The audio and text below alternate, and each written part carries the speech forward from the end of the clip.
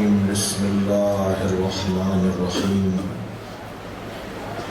الحمد لله الذي لا يبلغ مدحته القائلون ولا يحصي نعماءه العادون ولا يعدي حقه المجتهدون الذي ليس لصفته حد محدود ولا نعت موجود ولا وقت معدود ولا أجل ممدود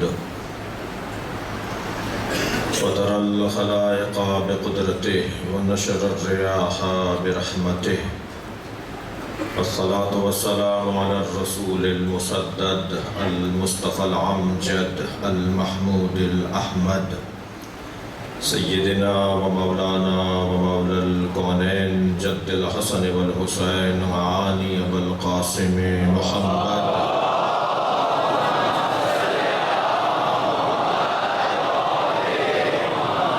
وآله الطيبين الطاهرين المعصومين الذين قال الله إنما يريد الله ليذهب عنكم الرجس أهل البيت ويطهركم تطهيرا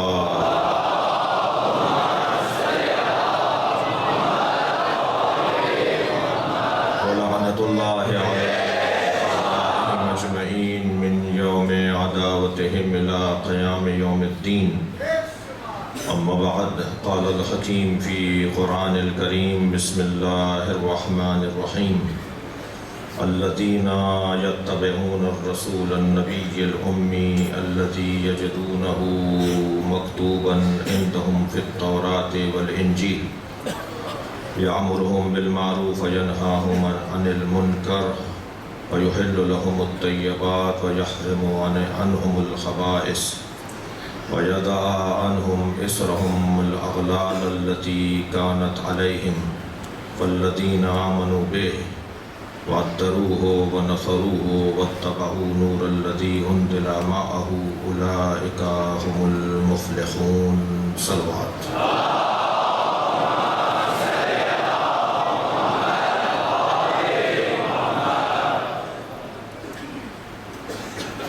سورہ مبارکہ اعراف کی 157ویں آیت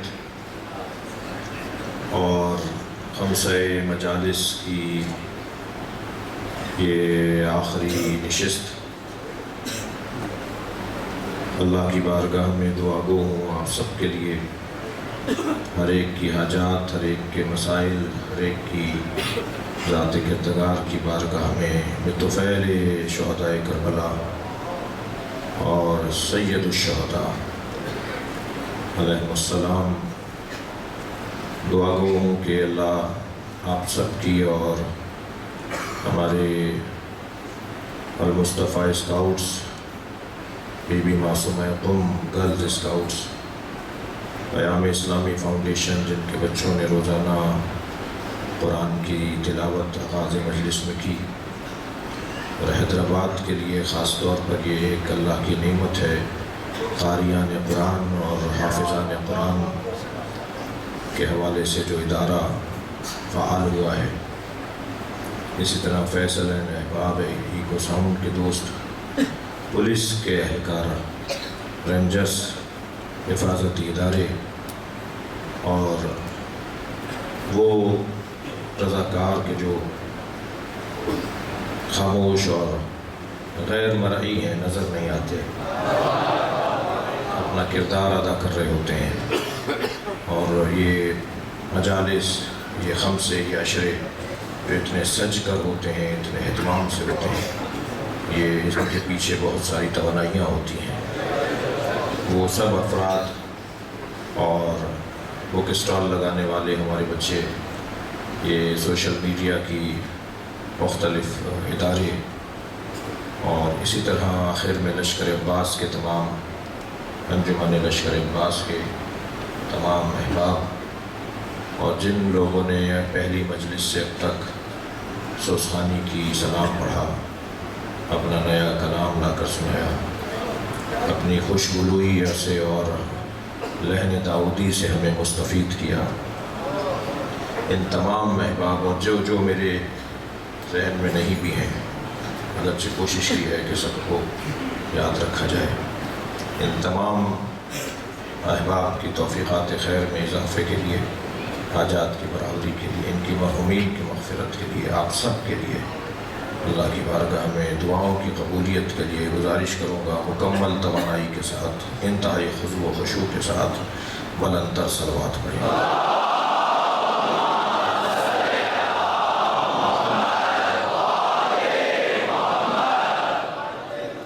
سورہ مبارکہ اعراف آیت نمبر 157، ارشاد حضرت احدیت ہو رہا ہے، والذین یتبعون الرسول النبی الامی، وہ لوگ کہ جو رسول نبی امی کی اتباع کرتے ہیں۔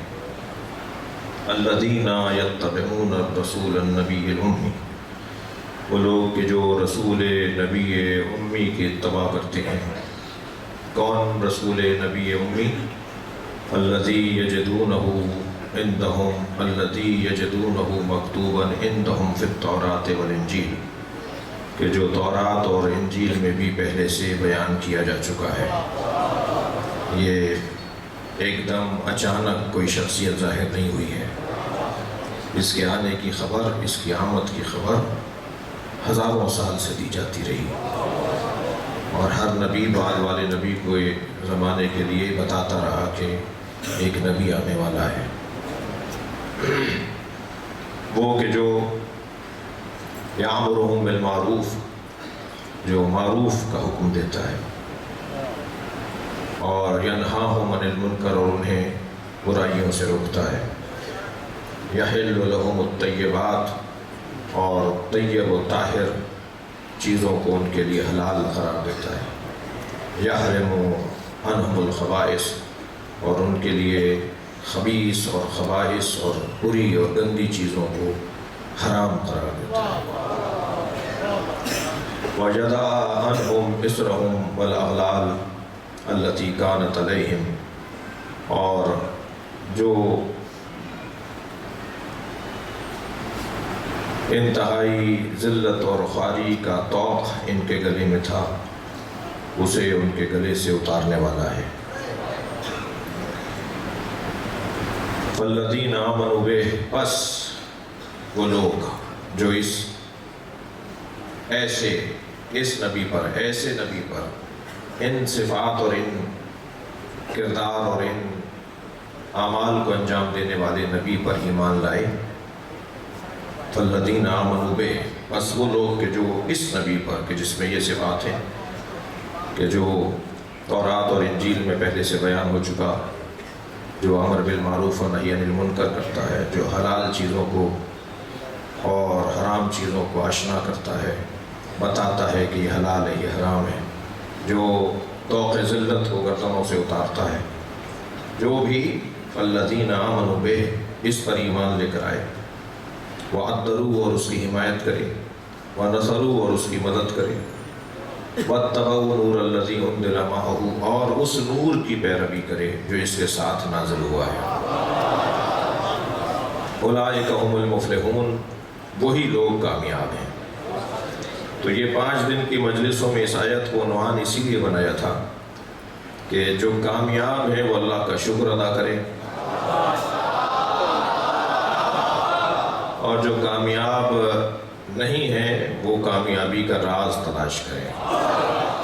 اور کامیابی کا راز یہ ہے کہ جن صفات کا حامل رسول بیان کیا گیا، رسول نبی امی بیان کیے گئے، ان صفات کے حامل نبی پر ایمان مضبوط کرو، انہیں پناہ دو، ان کی مدد کرو، اور اس نور کی اتباع کرو جو ان کے ساتھ نازل کیا گیا ہے۔ جب تم اس نور کی اتباع کر لو گے تو پھر تم کامیاب لوگوں میں سے ہوگے۔ تو کامیاب کون ہے؟ کہ جو ان صفات کا حامل ہو۔ یاد رہے کہ کامیابی وہی دلا سکتا ہے جو خود کامیاب ہو۔ نادار تہی دست فقیر کیا دے گا؟ فاقد شے، منطق میں کہتے ہیں فاقد شے معطی شے نہیں ہوتا۔ نہ رکھنے والا دینے والا، اس چیز کو دینے والا نہیں ہوتا۔ لہذا کون کامیابیاں دلائے گا؟ جو خود کامیاب ہے۔ اور کیسے طے کریں، کہاں ڈھونڈیں کہ کون کامیاب ہے؟ کامیاب وہ ہے کہ جو ضربت لگنے پر کہے فزت برب الکعبہ، رب کعبہ کی قسم علی کامیاب ہو گیا۔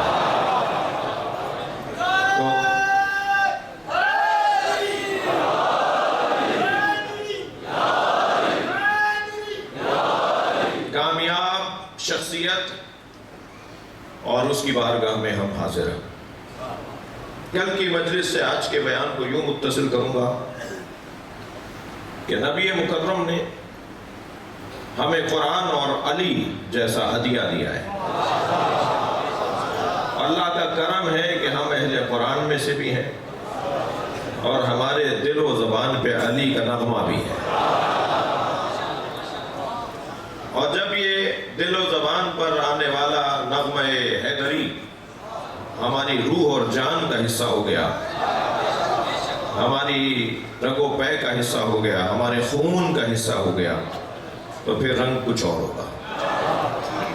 اتنا بڑا مجمع ہے، باہر اندر بالائی منزلوں میں شاہراہ پر مسلسل ایک بڑی تعداد ہر دن کی طرح آج بھی، کسی کا عقیدہ کسی جیسا نہیں ہے۔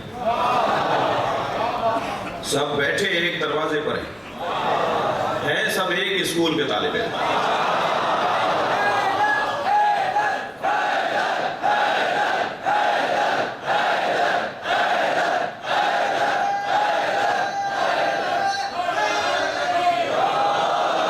لیکن جیسے اسکول میں مختلف طالب علم ہوتے ہیں، کوئی کسی درجے میں ہوتا ہے، کوئی کسی کلاس میں ہوتا ہے، اور ایک کلاس میں بھی ہو تو کوئی پیچھے بیٹھتا ہے، کوئی آگے بیٹھتا ہے۔ میری مراد پیچھے بیٹھنے سے عقیدے میں اور کردار میں، کوئی عقیدے اور کردار میں پیچھے ہوتا ہے، کوئی آگے والی صفوں میں بیٹھا ہوتا ہے، لیکن ہوتے ایک ہی کلاس میں۔ اور یقین جانی عزیزو، اس اسکول کا لطف اور مزہ ہی کچھ اور ہے۔ یہاں نکما طالب علم بھی نامراد نہیں ہے۔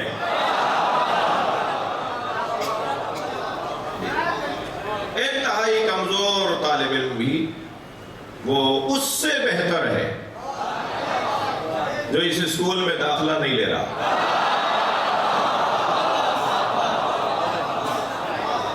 اور بہت اس ایک جملے کے پیچھے میرے پاس احادیث ہیں۔ یہ بات کوئی یہ اپنی جیب سے نہیں کر رہا، ایسی جیب میری ان چیزوں کے لیے نہیں ہے۔ حقیقت ہے کہ اگر اس اسکول کا طالب علم نکما بھی ہو اور محنتی نہ بھی ہو، تب بھی اس سے اچھا ہے جو کسی اور اسکول میں۔ اور میرے حساب سے مراد کے ائمہ کی حدیث کی روشنی میں جائز ہی نہیں ہے کسی اور اسکول میں داخلہ لینا۔ جملہ ہدیہ کرنے جا رہا ہوں، مجمع سنی شیعہ کا ہے اور سب علی کے چاہنے والے بیٹھے ہیں، سب اہل بیت کے مرید بیٹھے ہیں۔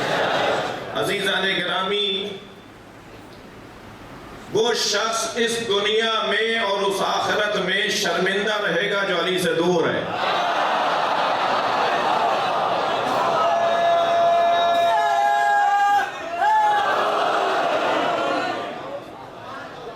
جملہ تکراری ہو تو مجھے معاف کریں کہ ہم جس دروازے پر بیٹھے ہیں اس سے اچھا دروازہ نہیں ہے۔ دنیا کہاں بیٹھی ہے مجھے اس سے غرض نہیں ہے، مگر ہم جہاں بیٹھے ہیں وہاں سے جنت کا راستہ بنتا ہے، ترقی کی راہیں کھلتی ہیں، بہت کچھ نصیب ہوتا ہے۔ صاحب کہنے لگے جی مجلس میں کیا حاصل ہوا؟ کچھ لوگ خود سے سوچ کے آتے ہیں یہ پڑھیں گے تو صحیح ہے، اس سے ہٹ کر اگر سنیں گے کہ کیا پڑھا ہے انہوں نے، کیونکہ انہوں نے پہلے سے سوچا بھائی یہ پڑھیں۔ ہم ٹی وی چینلز پہ جب مکتب کی ترجمانی توفیق ہوتی ہے جانے کی، تو ایک بڑی تعداد ہوتی ہے، کہتی ہے مولانا جب آپ جواب دے رہے تھے تو ہم سوچ رہے تھے یہ جواب دیتے تو اچھا تھا۔ تو وہ ہر شخص یقیناً اپنے حساب سے سوچتا ہے، اس کا حق بھی ہے، لیکن اتنا رہے ذہن میں عزیزان گرامی کہ ہم جب اس دروازے پر اس کلاس میں آ کے بیٹھتے ہیں نا، اس حسینی عالمی اوپن یونیورسٹی کی کلاس میں آ کے بیٹھتے ہیں،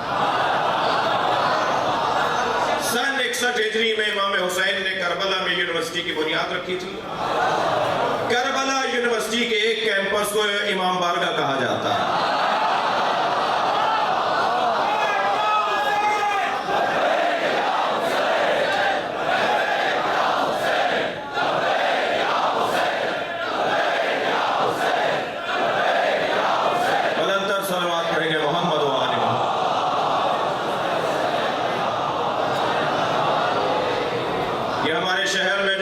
امام بارگاہ ہیں، یہ سب امام حسین کی یونیورسٹی کے کیمپس ہیں، اور یہ بات بھی میں کہہ چکا ہوں، مگر کچھ باتیں قرآن کی آیات کی طرح تکرار کرنی چاہیے۔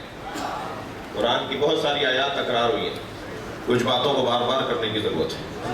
ان میں سے ایک بات یہ ہے کہ اگر اسکول میں ٹیچر اچھا نہ ہو تو اسکول بند نہیں کرتے، ٹیچر تبدیل کرتے ہیں۔ گزارش کریں بانیان خطبہ و ذاکرین سے کہ موضوعاتی مجالس ہو، کوئی بات ہو، کوئی بات لے کر آئیں، ایک مجلس کے اندر اہل بیت کے فضائل بھی ہو، آخر میں مصائب کا بیان بھی ہو، کہیں درمیان میں اخلاقیات کا پیغام بھی ہو، ہمارے حالات حاضرہ کا حل بھی ہو، ہمارے گھریلو مسائل اور الجھنوں کا حل بھی ہو، جوانوں کی تربیت کا پیغام بھی ہو، بزرگوں کے احترام کا خیال بھی ہو، علماء کی تعظیم کا پاس بھی ہو، حفظ مراتب کا خیال بھی رہے، یہ 1 گھنٹے کی گفتگو نہیں ہو، ہفتے بھر کا مواد ہو۔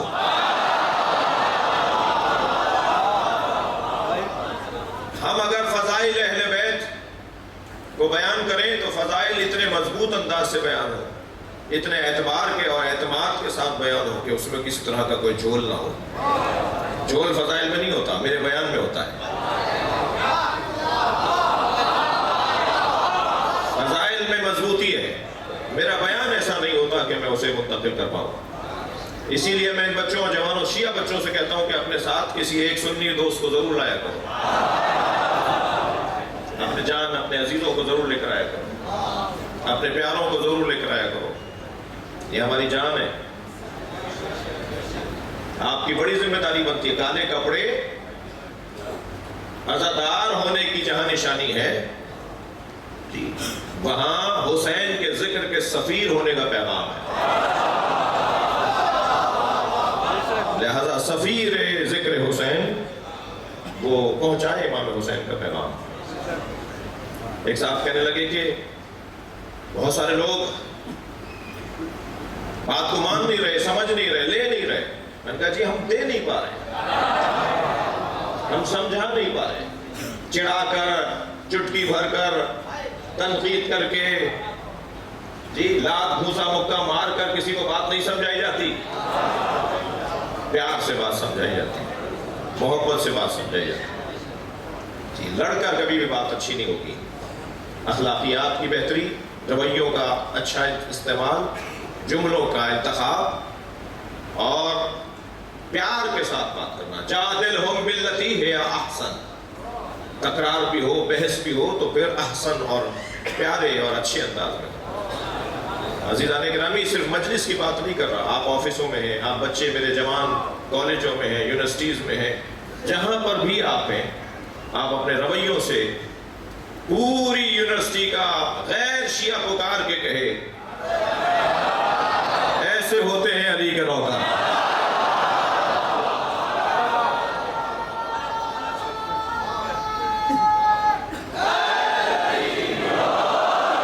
لہذا جتنے بھی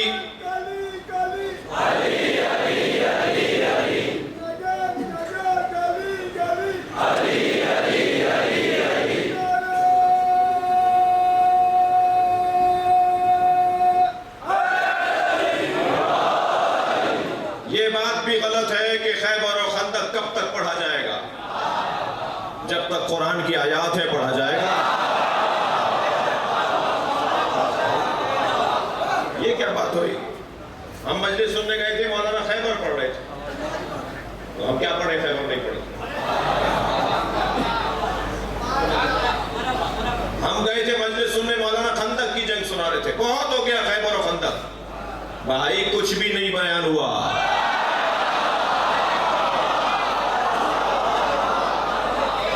شاید ایک تقریر کو بعض مجھ جیسے لوگوں نے ایک ہی بزرگ کی کسی کی تقریر کو یاد کر کے بار بار آپ کو سنا دیا، تو آپ نے کہا بہت ہو گیا خیبر و خندق. خیبر و خندق بہت نہیں ہوا، وہ تقریر بہت ہو گئی. خیبر و خندق کے تو پہلو بیان ہی نہیں ہوئے. مجھ سے آج ایک صاحب کہنے لگے اس سال آپ مولا علی کی جنگوں کا ذکر زیادہ کر رہے ہیں. میں نے کہا جی اس لیے کر رہا ہوں تاکہ 3 کمزوریاں شیعوں میں نہیں ہوتی. بزدل شیعہ نہیں ہوتا. کیسے ختم ہوگی بزدلی؟ اگرچہ بات روشن ہے کہ شیعہ بزدل نہیں ہے، کسی کو بھی بزدل نہیں ہونا چاہیے. دشمن بھی ہو تو شجاع. پاکستان میں ہمارا کوئی دشمن نہیں ہے. جنہوں نے پاکستان کی دیواریں کالی کی نا وہ ہمارے دشمن نہیں ہے. جنہوں نے تکفیری نعروں سے ماحول خراب کیا وہ ہمارے دشمن نہیں ہے. دشمن کو بہادر ہونا چاہیے، شجاع ہونا چاہیے. شیعوں کو بدنام کرنے کے لیے قرآن جلانے والے سے زیادہ تو بزدل کوئی ہے ہی نہیں. راجہ بازار، سانحہ راولپنڈی، اسی مسلک کے جن کے جس مسلک کا مدرسہ تھا، کالے کپڑے پہن کر آئے، اپنے بچے بھی مار دیے، قرآن بھی جلا دیے کہ کسی طرح شیعہ شرمندہ ہو جائیں. پاکستان میں 150 سے زیادہ سانحات رپورٹیں نہیں آئیں. ہمیں نہیں بتایا گیا کہ ہمیں کس نے مارا، وہ کون سے مال خانے سے لائے گئے لوگ تھے جو مارنے کے بعد اور کارروائی کرنے کے بعد دوبارہ مال خانے میں جمع ہو گئے. ہمیں نہیں بتایا گیا. صرف ایک ہی واقعے کی طرف نشاندہی کی گئی کہ ایسا ہوا تھا. ہمیں کئی سال تک شرمندہ کیا جاتا رہا. میرے بچوں جوانوں، اللہ پہ بھروسہ کرو، اللہ پہ توکل کرو. یہ جو ابھی پچھلے دنوں پاکستان میں فرقہ واریت کا ماحول بنایا گیا، یہ بھی کھولے گا کہ ریال کہاں سے آئے تھے. یہ بھی کھولے گا کہ کون ان کے پیچھے تھا. ہمارے لیے تو کوئی نئی بات نہیں تھی. البتہ اس پورے دور میں کچھ چیزوں کا پیغام ہمیں ملا ہے، کچھ چیزیں ہم نے سیکھی ہیں، کسی سے نہیں، زمانے سے.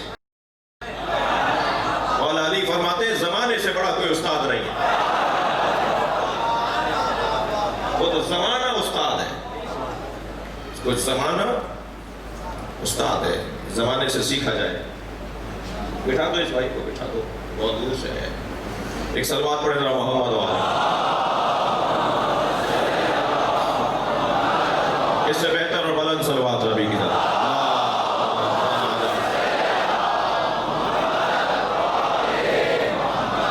لہذا ہمیں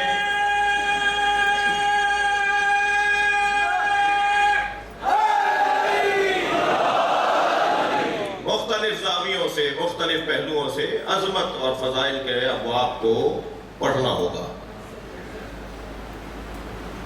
نبی مکرم نے ہمارے لیے قرآن اور علی کو ہدیے، تحفے اور ہدایت کے لیے چھوڑا ہے.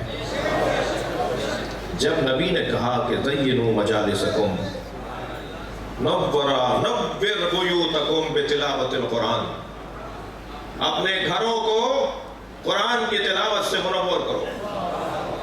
اسی لہجے میں فرمایا زینوا مجالسکم بذکر علی بن ابی طالب، اپنی مجلسوں کو علی کے ذکر سے زینت دیا کرو. قرآن پڑھو اور علی کی بات کرو. یہ دونوں پیغام سرکار دے کر گئے. ہر گھر میں قرآن کی تلاوت اور ہر مجلس میں علی کی بات. تب نبی کی وصیت پر عمل ہوگا. اور سرکار دو جہاں چاہتے یہ ہے کہ ہر مجلس میں علی کی بات ہو. اور جب ہر مجلس میں، مجلس سے مراد یہ مجلس بھی ہے 2 آدمیوں کا ملنا بھی مجلس ہے. مجھے سندھیوں سے جو پیار ہے نا، اس کا ایک سبب یہ ہے کہ جب یہ 2 لوگ آپس میں ملتے ہیں تو یا علی مدد کہہ کے علی کا ذکر کرتے ہیں.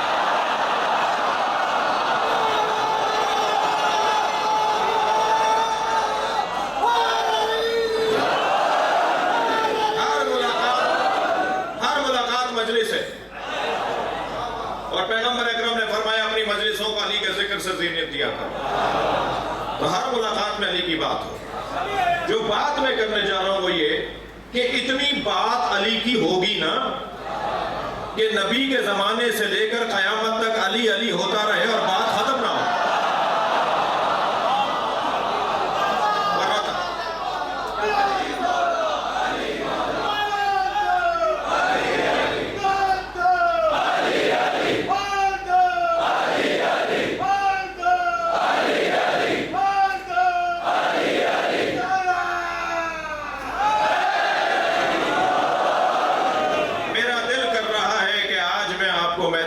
چلو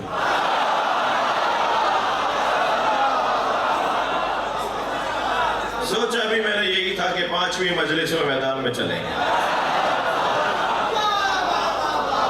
اور وہ میدان جس میں آپ کو اور آپ مجھے لے کے چل رہے ہیں، وہ میدان وہ ہے جس میں اپنے تو علی علی کہہ ہی رہے تھے،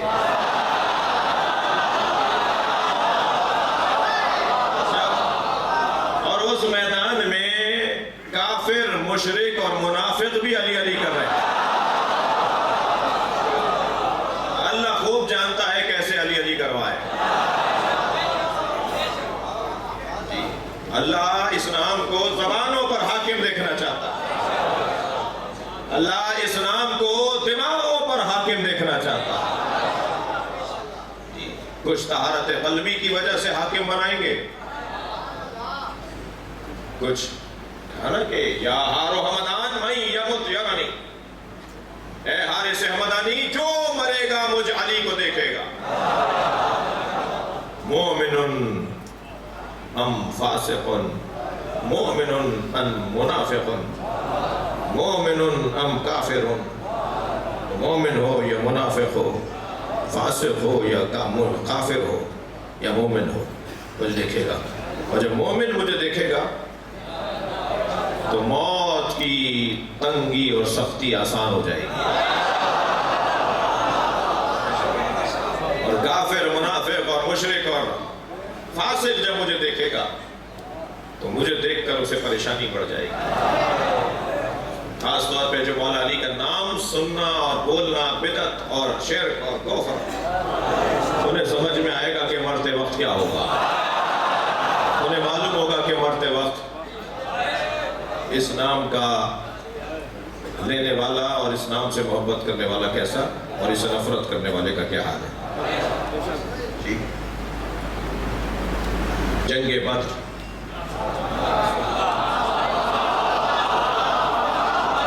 مجھے نہیں معلوم آج کی مجلس میں آپ لوگ کتنے سننا چاہ رہے ہیں مجھے۔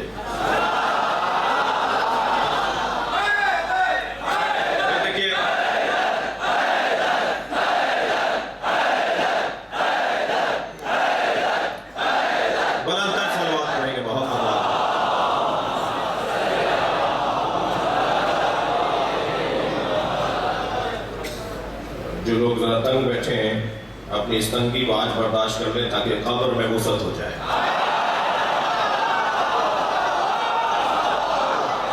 اور یہ جو ہمارے ہاں کا مزاج ہے بڑے صغیر کا، میں مجلس پڑھ رہا ہوں، آپ کو کوئی بات اچھی لگی تو آپ نے نعرہ لگایا، اور ایک کیفیت تو یہ میں نے کسی سے نہیں کہا، آپ ویسے ذکر کر رہے ہیں، میں ایسے ذکر کر رہا ہوں، تو ہم سب اس وقت ذاکر ہیں۔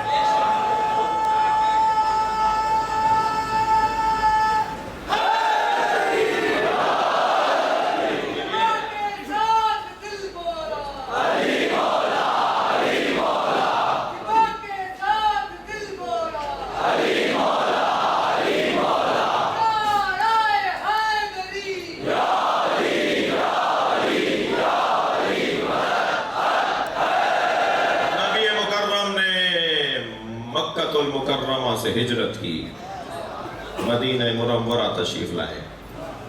مکہ مدینہ یہ دو سرکار کے شہر، سرکار مکی بھی ہیں مدنی بھی ہیں، اور یاد رہے کہ ہر شخص کے، کسی بھی شخص کے دو وطن ہو سکتے ہیں، آپ دو وطنوں میں نماز پوری پڑھ سکتے ہیں۔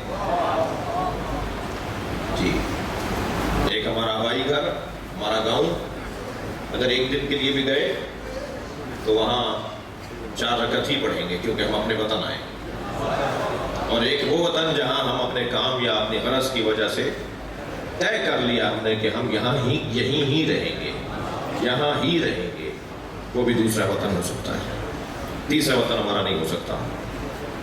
6 مہینے کہیں رہ لیے، مکان وہاں پر ہے، اگر کسی کے 25 شہروں میں مکان ہو تو 25 وطن تھوڑی ہوں گے۔ پراپرٹیوں سے اور مکانوں سے وطن نہیں بنتا، قصد سے اور ارادے سے وطن بنتا ہے۔ میں ارادہ کر لوں کہ مثلا حیدرآباد میرا وطن، میں ارادہ کر لوں کہ مثلا خیرپور میرا وطن، تو میرے 2 وطن ہو سکتے ہیں، تیسرا وطن میرا نہیں ہوگا۔ وہاں میں اگر 10 دن کا قیام کروں گا تو نماز میری پوری ہوگی اور روزہ ہوگا، اور اگر 10 دن سے کم کا قیام ہے، قصد عشرہ نہیں ہے، تو پھر وہاں میں نماز قصر پڑھوں گا، 4 رکعت کو 2 رکعت پڑھوں گا، اور روزہ مجھ پر فرض نہیں ہوگا اس وطن میں، اس شہر میں جو میرا وطن نہیں ہے۔ ٹھیک ہے، تو کیوں یہ ساری بحثیں کیوں ہیں؟ اس لیے کہ نبی کے بھی 2 وطن ہیں، ایک مکہ ایک مدینہ۔ مکے میں جو لوگ نبی کے ساتھ تھے اور مدینے آئے وہ مہاجر کہلائے، اور جو مدینہ منورہ میں استقبال کرنے والے تھے، اپنے گھروں کے دروازے کھولنے والے تھے، پیار اور محبت دینے والے تھے، وہ انصار کہلائے۔ یا مسلمانوں کی تاریخ میں مہاجر ہیں یا انصار ہیں۔ جی جب شام سے خط مولا علی کو آیا کہ میں بھی بڑے باپ کی اولاد، آپ بھی بڑے باپ کی اولاد، آپ کے دادا بھی بڑے اور میرے دادا بھی سردار، تو میرے مولا نے فرمایا خبردار مجھ سے مقایسہ نہ کرو، نہ تم مہاجروں میں ہو نہ انصار میں ہو، انتم بنو الطلقاء، تم تو طلقاء میں سے ہو، آزاد شدگان جنہیں میرے نبی نے آزاد کیا تھا۔ گناہ کرنے پر معافی سزا کو معاف کرتی ہے، گناہ ختم نہیں ہوتا۔ توجہ ہے بھائی؟ قتل کرنے کے بعد عدالت نے سزا سنا دی کہ اسے لٹکا دیا جائے، صدر مملکت نے معاف کر دیا، تو کیا قتل معاف ہو گئے؟ قاتل تو رہے گا ہی، یہ قاتل ہے، اس کی سزا معاف ہوئی ہے۔ توجہ ہے بات کی؟ میرے مولا نے فرمایا تم تو نہ مہاجروں میں ہو نہ انصار میں ہو، تم تو طلقاء میں سے ہو، آزاد شدگان ہو، تمہیں تو رحم کھا کر معاف کیا گیا، رحم کی اپیل لینے والوں میں سے ہو، رحم کی اپیل کرنے والوں میں سے ہو۔ جی پہنچے سرکار، تو جتنی بھی جنگیں سرکار پر، سرکار نے جن کا مقابلہ کیا وہ سرکار نے جا کر حملہ نہیں کیا ہے، سرکار پر حملہ ہوا، مسلمانوں پر حملہ ہوا، اس لیے جتنی جنگیں ہیں وہ سب مدینے کے قریب لڑی گئی ہیں۔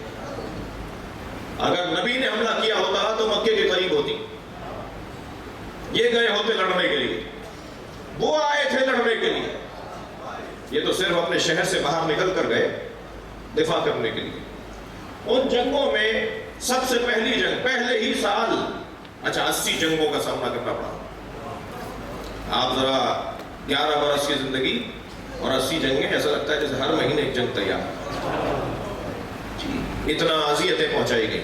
پہلی جنگ جو ہوئی ہے وہ جنگ بدر، پہلے ہی سال۔ میرے مولا علی کی عمر اس جنگ میں 20 سال ہے، مولا 20 سال کے ہیں جنگ بدر میں، اور 20 سالہ علی مسلمانوں کے لشکر کا علمدار۔ مجلس میں بیٹھے ہوئے جوان ذرا اکڑ کر سنیں، جوان اگر علی کی سیرت پر عمل کرے تو علمدار بنایا جاتا ہے۔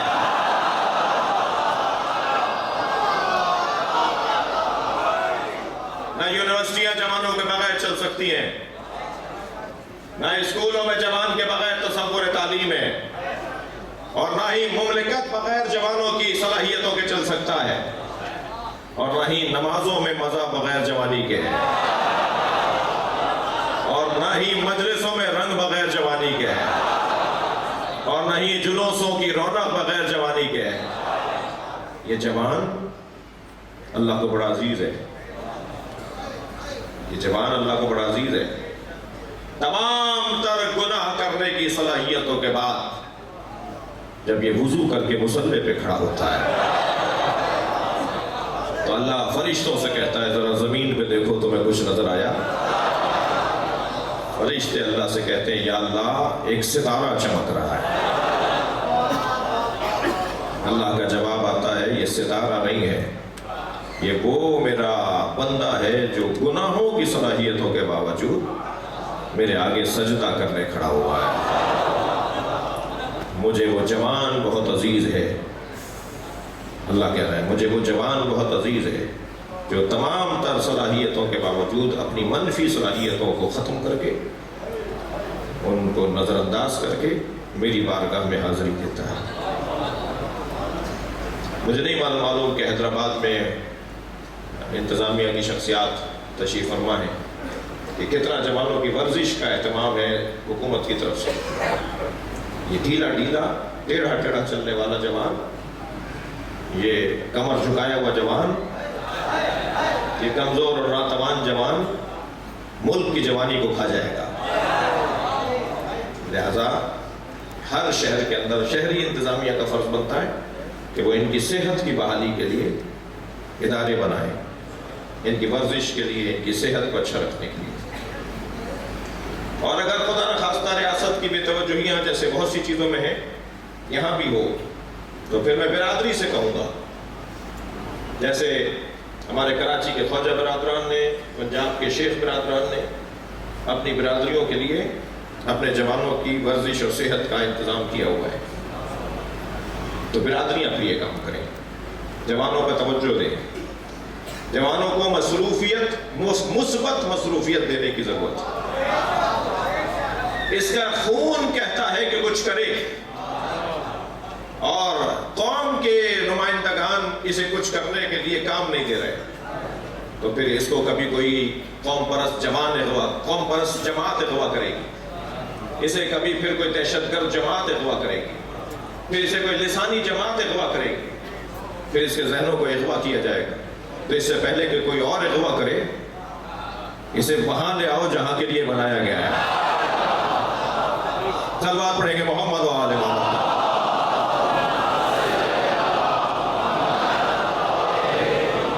20 سال کے ہیں مولا علی، جنگ بدر میں علی علمدار لشکر اسلام۔ ادھر سے پوچھا جا رہا تھا کہ مسلمانوں کی طرف سے علمدار اور پرچمدار کون ہے، سالار جنگ کون ہے مسلمانوں کی طرف سے؟ تو کسی نے آواز دے کر کہا علی ہے۔ تو آواز آئی علی تو ابھی جوان ہے، پوری طرح داڑھی بھی نہیں اتری۔ تو میرے مولا جب میدان میں اترے تو میرے مولا نے تلوار نکال کے پہلا جملہ یہ کہا، بازلو آمین حدیث و سنی، تم میری عمر پر تبصرے کر رہے ہو۔ بازلو آمین، تم مصرے میرے مولا کے، بازلو آمین حدیث و سنی، تم میری سن و سال اور میری عمر پہ تبصرے کر رہے ہو۔ اللہ اکبر۔ وَلِمِثْلِ هَذَا وَلَدَتْنِي أُمِّي، میری ماں نے اسی دن کے لیے تو جنا تھا۔ صلوات پڑھیں گے محمد و آل محمد۔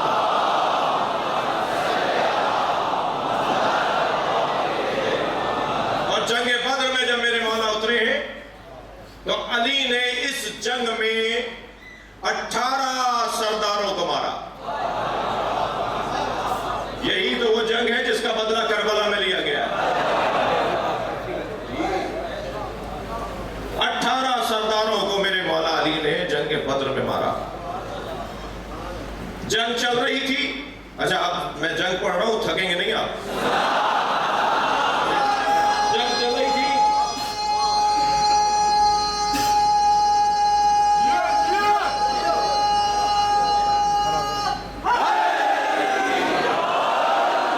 ایک مرتبہ خبر آئی کہ بدر میں مشرکین مکہ ایک کرائے کا قاتل لائے۔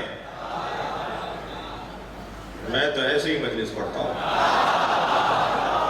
مولانا کرائے کے قاتل کی اصطلاح تو آج کی ہے، اور وہ بھی پاکستان میں ہی سنی ہے. تو یہ آپ وہاں کہاں لے گئے اس اصطلاح کو؟ جنگ بدر میں کرائے کا قاتل، کیا مطلب ہے اس کا؟ بھائی یہ اصطلاح اس زمانے میں نہیں تھی، مگر انسان تو اسی مزاج کا ہے. انسان تو نہیں بدلتا، اصطلاحیں بدلتے ہیں، جملے بدلتے ہیں، طریقے بدلتے ہیں، مگر انسان نہیں بدلتا. تو جیسے آج کے رائے کے قاتلوں کو اسے پتہ ہی نہیں ہوتا، اسی ایک ہی بندوق سے وہ شیعہ کو بھی مار کے آتا ہے، اسی سے وہ سنی کو بھی مار کے آتا ہے.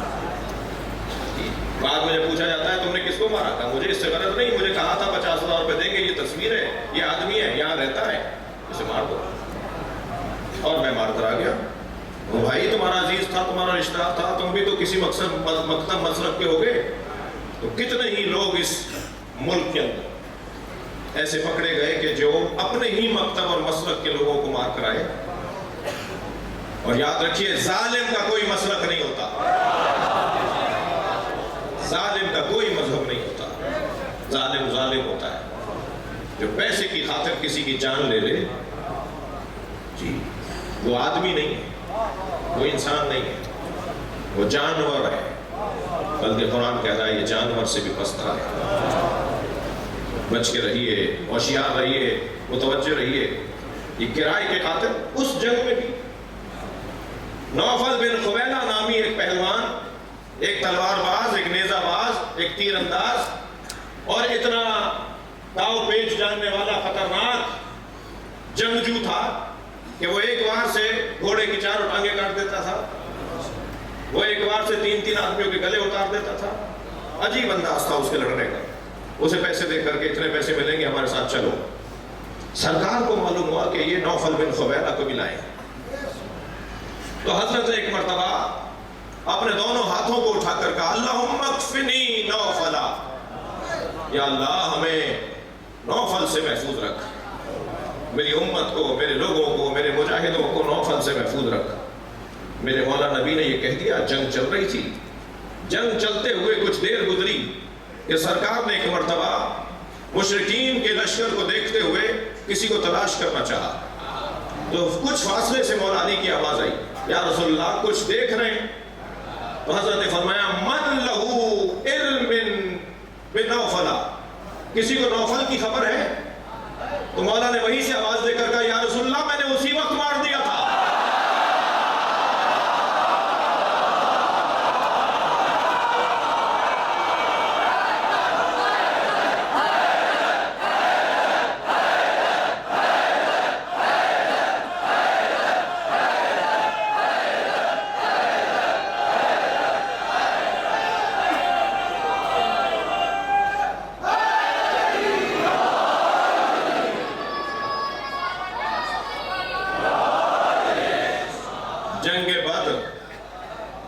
جنگ بدر میں میرے مولا علی نے 18 سردار مارے. میں یہ دوبارہ بول گیا ہوں، علی مارتے ہی سرداروں کو تھے.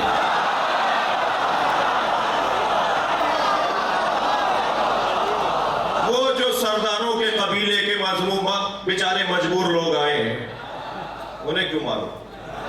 انہیں مارو نا جو انہیں لے کر آئے. تو علی ڈھونڈتے تھے سرداروں کو، اور یہ انداز تھا میرے مولا کا جنگ کے اندر کہ آپ نے 18 سردار مارے اور ایسے مارے کہ علی کو آتے ہوئے دیکھ کر کہتے تھے موت احمر، ہماری سرخ موت آ رہا ہے. جنگ بدر میں مشرکوں نے علی کا نام رکھ دیا تھا سرخ موت. بہت سے لوگ تو علی کو دیکھ کر مر جاتے تھے. بھائی تھکے بیٹھے ہیں. میں اپنی خطابت کی تاریخ میں مولا علی کی جنگ کے حوالے سے اور مولا کے جہاد کے حوالے سے شاید اتنا سنبھل کے پہلی دفعہ پڑھ رہا ہوں، اور مجھے معاف کر دیجئے گا اگر آج دیر ہو جائے تو.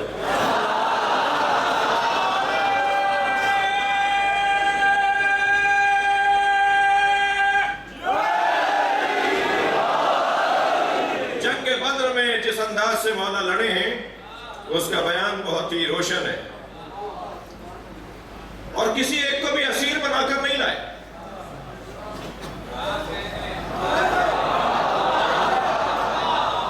بھائی علی کا جہاد سن رہے ہیں آپ؟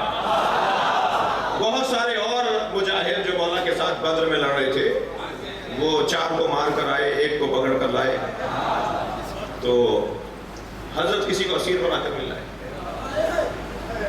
پوچھ لیا کسی نے؟ اب دیکھیے یہ میدان جہاد ہے یا میدان اخلاق ہے؟ یعنی جہاں علی جہاد کر رہے ہیں وہاں علی ہدایت بھی دے رہے ہیں، یعنی میدان جہاد میدان اخلاق بھی ہے، سکھا بھی رہے ہیں۔ ایک صاحب کہنے لگے صاحب دشمن سامنے ہو تو کیسا اخلاق؟ میں نے کہا تو اخلاق ہی وہاں سمجھ میں آئے گا جب تمہارے اعصاب مضبوط ہوں گے۔ دشمن کو دیکھ کر اپنے اعصاب کو کمزور کر دینا تو یہ سب سے بڑی ناکامی ہے۔ جنگیں زور بازو سے نہیں لڑی جاتی جی، جو کی روٹی گھٹنے کے زور سے توڑ کے کھاتے تھے، جو کی روٹی گھٹنے سے توڑ کر کھاتا ہو۔ ایک دن ایک صحابی نے دیکھا کہ روٹی کھول رہے تھے تو 4 گرہیں لگی ہوئی تھی، ایک گرہ کھولی، پھر دوسری کھولی، پھر تیسری کھولی۔ شاید وہ سوچ رہا ہو کہ اس میں بہت ہی لذیذ کوئی غذا نکلے گی، اتنا باندھ کر لائے علی، اور جب چوتھی گرہ کھولی تو وہ سوکھی روٹی۔ اس نے کہا یا علی اس کو اتنی گرہیں لگانے کی ضرورت کیا تھی؟ حضرت نے فرمایا میں زیادہ گرہیں اس لیے لگاتا ہوں کہ حسن و حسین اس میں روغن لگا دیتے ہیں، انہیں کھولنے میں دیر لگے۔ میری روٹی کو گھی سے مکھن سے وہ تر کر دیتے ہیں کہ بابا روٹی تو کھاتے ہیں، یہی تر کھاتے ہیں۔ تو میں اس کو اتنی گرہیں اس لیے لگاتا ہوں کہ انہیں کھولنے میں دیر لگے۔ جو کی روٹی گھٹنے کے زور سے توڑ کے کھاتا ہو وہ باب خیبر 2 انگلیوں سے اکھاڑتا ہے۔ ٹائم کم ہے، ایک نام لگاؤ۔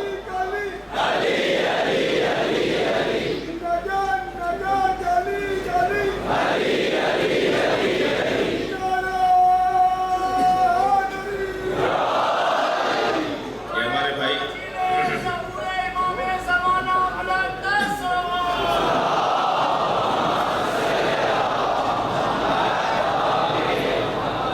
توجہ ہے۔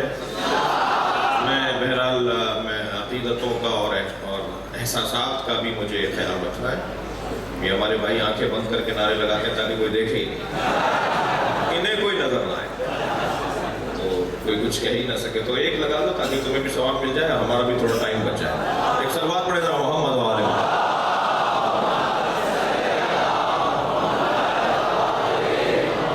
بات آگے بڑھے۔ جنگیں تلواریں زور بازو پر نہیں لڑی جاتی، تلواروں کا استعمال اعصاب کی بنیاد پر ہوتا ہے۔ اگر کسی کے اعصاب کمزور ہوں وہ تلوار اٹھائے گا کسی اور پر، لگے گی خود کو۔ اس لیے اعصاب کا مضبوط ہونا وہ ہر مجاہد کے لیے ضروری ہے۔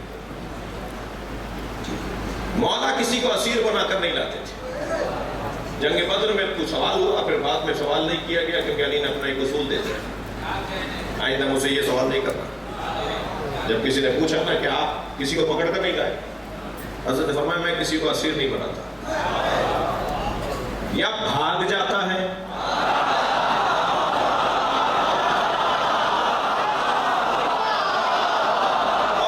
اور علی کی کرامت کا حصہ تھا کہ بھاگنے والے کو موقع دیتے تھے،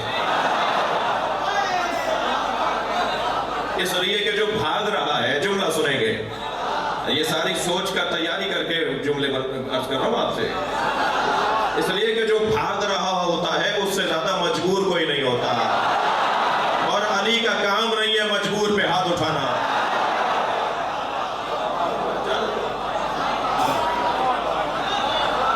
یا وہ بھاگ رہا ہوتا ہے یا وہ مر رہا ہوتا ہے، بچہ کون ہے جو لے کر آؤں؟ فرماتے ہیں یا میں مار دیتا ہوں تو اسیر کس کو بنو؟ یہ جنگ بدر میں مولا علی نے اپنا اخلاق بتایا، میرا اخلاق جنگ یہ ہے۔ آ گئی جنگ احد، بڑا تجربہ ہو گیا کافروں کو کہ بھئی مزاج علی تو سمجھ میں آ گیا، اب ہمیں اس جنگ کے اندر آسانی ہو جائے گی۔ تو انہوں نے مسلمانوں کا مزاج تو سمجھ لیا تھا، علی کا حساب لگانے میں ناکام رہے، لہذا جنگ احد کے اندر میرے مولا علی نے جو جنگ احد کے منظر ہیں، ابو سفیان نے جا کر کہا بنی مخزوم سے، بنی مخزوم کون ہے؟ بنی مخزوم وہ ہے کہ جو جنگ احد میں جس قبیلے کے پاس مشرکین کا پرچم تھا وہ بنی مخزوم تھے جنگ احد میں۔ تو یہ گئے اور جا کر کہا کہ پرچم ایک قبیلے کو نہ دو۔ جنگ کے میدان میں اس وقت کوئی 18 یا 20 قبیلے مل کر آئے تھے، کہا کہ جنگ کے میدان میں ہر کچھ دیر کے بعد پرچم بدل دو اور اعلان کرو کہ اب پرچم فلاں قبیلے کے پاس۔ علی یہ 20 قبیلوں سے دشمنی نہیں لے گا۔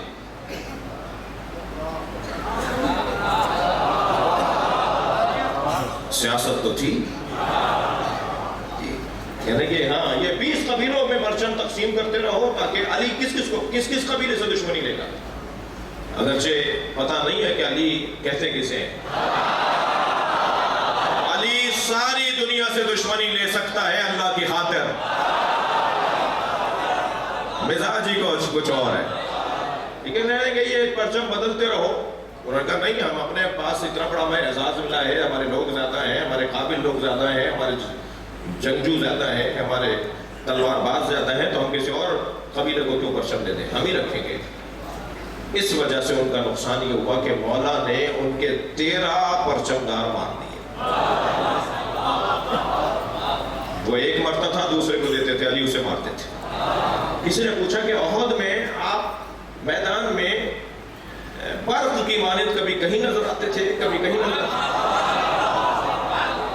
تو اس کا سبب کیا تھا؟ حضرت فرمانے لگے کہ میں احد میں پرچم داروں کو ڈھونڈتا تھا، پرچم گر جائے گا تو جنگ ٹھنڈی پڑ جائے گی۔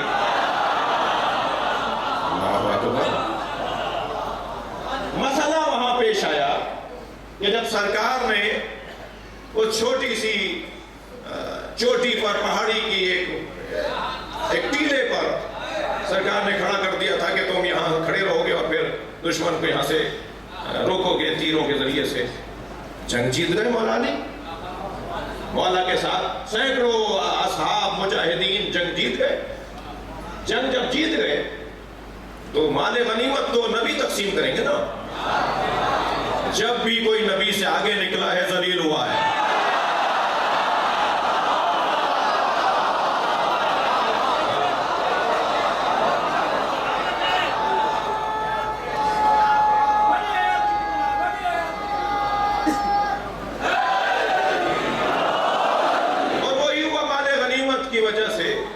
وہ درہ چھوڑ دیا، وہ چوٹی چھوڑ دی، وہ محاذ چھوڑ دیا، نیچے آ کر مال غنیمت جب لینے لگے تو پھر وہ جا چکے تھے، انہیں اندازہ ہوا کہ یہ تو جگہ خالی ہو گئی ہے، وہ وہیں سے واپس آئے اور مسلمانوں پر حملہ کیا۔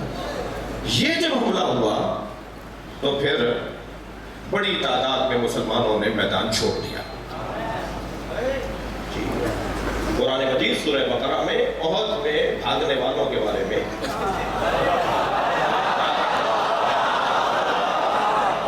عبرت ہے نا ہمارے لیے سیکھنے کی چیز ہے۔ قرآن ہے، اسے پڑھنا ہے اور ڈھونڈنا ہے، تلاش کرنا ہے کہ سبب کیا تھا۔ دیکھیے، کسی کی کمزوری سے عبرت لے کر اپنی کمزوری کو دور کرنا ہی یہ طالب علمی ہے۔ میدان چھوڑ کر چلے گئے اور جس کے اوپر قرآن مجید میں بہت ہی روشن آیات آئیں، ارشاد ہوا اذا تصعدون ولا تلون على احد والرسول يدعوكم في اخراكم۔ ایسے بھاگ رہے تھے کہ مڑ کر بھی نہیں دیکھ رہے تھے۔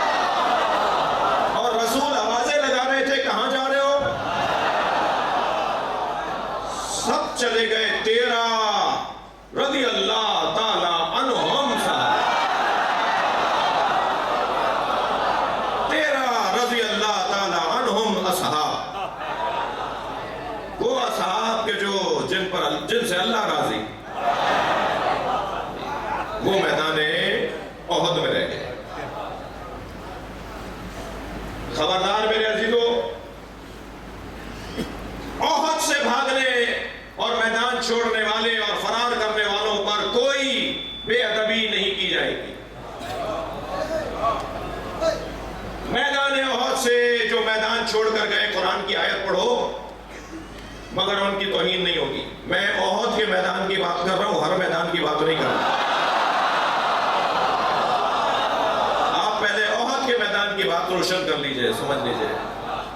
میدان احد سے جانے والوں کے بارے میں کوئی نامناسب بات، یہ نہ صرف توہین ہے، گناہ ہے، بلکہ قرآن کی مخالفت ہے۔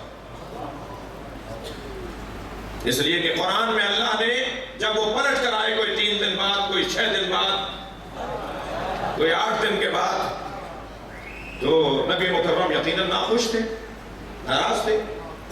اتنا مشکل ہو گیا تھا ان کے جانے کے بعد۔ ٹوٹل 13 آدمی رہ گئے، سینکڑوں لوگ چلے گئے، 13 مسلمان باقی رہ گئے جن میں ایک علی۔ 13 آدمی اتنے سینکڑوں کو کیسے سنبھالتے؟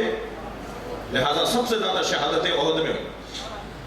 بدر سے زیادہ مسلمان احد میں شہید ہوا، اور ایک دو نہیں، بڑی تعداد میں بدر کے اندر مسلمان زخمی ہوئے، بڑی تعداد میں شہید ہوئے، جنہیں پھر بعد میں ان کے زخمیوں کو جب مدینہ لے کر آئے تو پھر آج ان کی قبریں جنت البقیع کے اندر ایک خاص جگہ پر بدر کے زخمیوں کی قبریں ہیں جو بعد میں مدینہ آ کر شہید ہو گئے۔ اتنا بڑا نقصان ہو گیا مسلمان۔ لیکن جب یہ واپس پلٹ کر آئے تو پہلے تو نبی نے ان سے پوچھا، میں تمہیں آوازیں لگا رہا تھا، تم جواب کیوں نہیں دے رہے تھے؟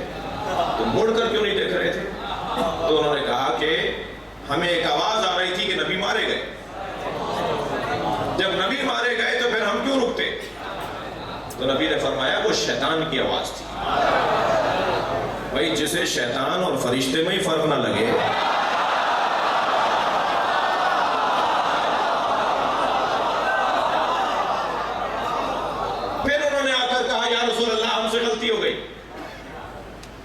یہاں میں ایک جملہ اور کہوں گا، خبردار اجتہادی غلطی کا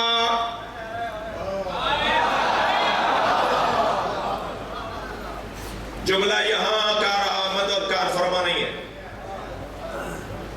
میں ایک فورم پر تھا، ایک بہت بزرگ شخصیت نے کہا جی اجتہادی غلطی تھی۔ میں نے کہا جی ہر غلطی کو اجتہادی کر کے آپ بچا لیتے؟ اجتہادی غلطی نہیں تھی، اس لیے نہیں تھی کہ نص کے مقابل اجتہاد جائز ہی نہیں ہے۔ میں نے کہا جی نص سے کیا مراد ہے؟ میں نے کہا نبی موجود تھے، سرکار کا وجود موجود ہے، انہیں چھوڑ کے جانا اجتہاد کون سا ہے؟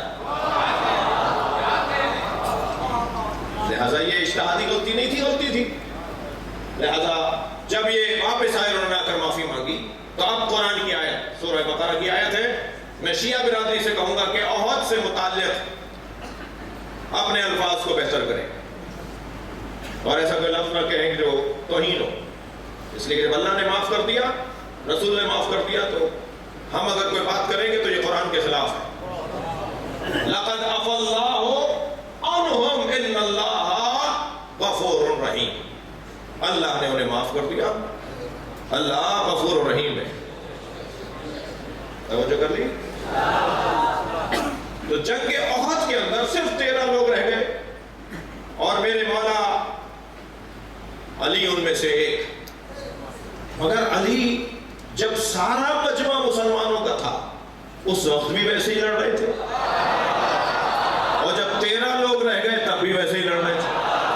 کسی نے کہا یا علی آپ، اچھا یہ واحد جنگ ہے جس میں مولا علی کے بدن مبارک پر 30 سے زیادہ چوٹیں لگی ہیں، زخم آئے مولا کے، واحد جنگ ہے جس میں علی کو تلواریں لگی ہیں، نیزے لگے ہیں، تیر لگے ہیں مولا کو، اور اسی کیفیت میں زخمی حالت میں علی میدان میں ویسے ہی لڑ رہے تھے جیسے اس وقت لڑ رہے تھے جب کوئی میدان چھوڑ کر لے گیا تھا۔ تو میرے مولا نے فرمایا میں میدان میں لشکر کی بنیاد پہ نہیں لڑتا، میں میدان میں اللہ کے توکل کی بنیاد پر لڑتا۔ لہذا مجمع ہو تب بھی علی ویسے ہی لڑیں گے۔ تو اور جملہ کہہ دیتا ہوں، علی اس مجاہد کو کہتے ہیں، علی اس مجاہد کو کہتے ہیں جو اپنی ذات میں لشکر ہے، اکیلا ہی لشکر ہے۔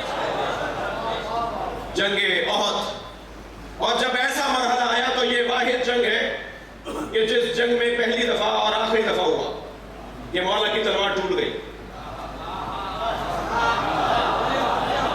یہ تلوار ٹوٹ گئی، پھر نیزے سے مولا نے اپنا دفاع کیا, دشمن کا مقابلہ کیا. پھر علی کا نیزہ ٹوٹ گیا تو علی نے ایک چھڑی اٹھائی, ایک لکڑی اٹھائی. اب آپ خود سوچئے کہ کتنی مشکل جنگ ہو گئی. اور جب اس چھڑی سے بھی ایسے ہی لڑ رہے تھے جیسے تلوار سے لڑ رہے ہو, تو فوراً جبریل ذوالفقار لے کر آئے.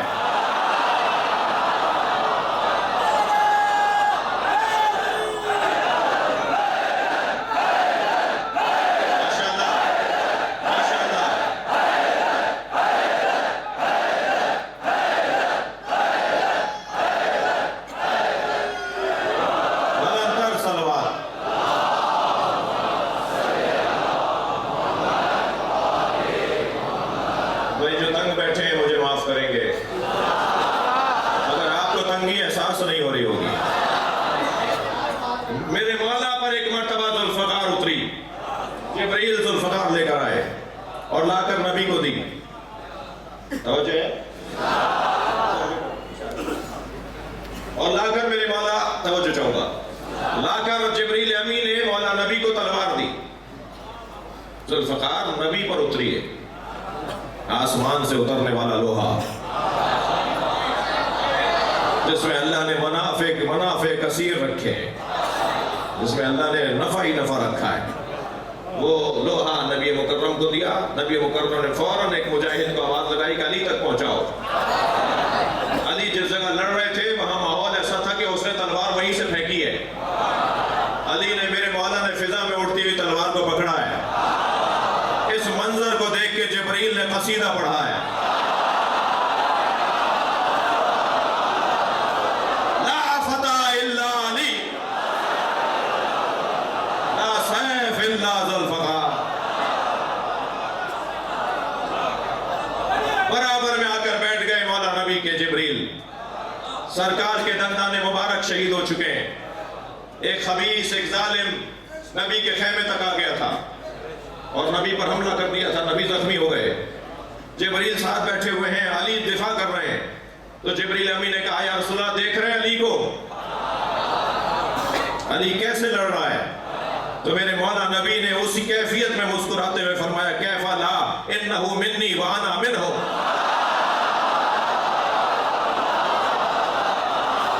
اللہ اکبر.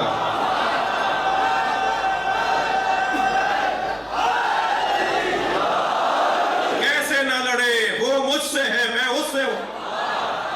فوراً جبریل نے بے ساختہ فرمایا, انا منکما, اور میں آپ دونوں سے ہوں. یا رسول اللہ, یہ ساری کائنات آپ ہی سے تو ہے, یہ زمین و زمان آپ ہی سے تو ہے, یہ زمین آسمان آپ ہی سے تو ہے. اللہ اکبر.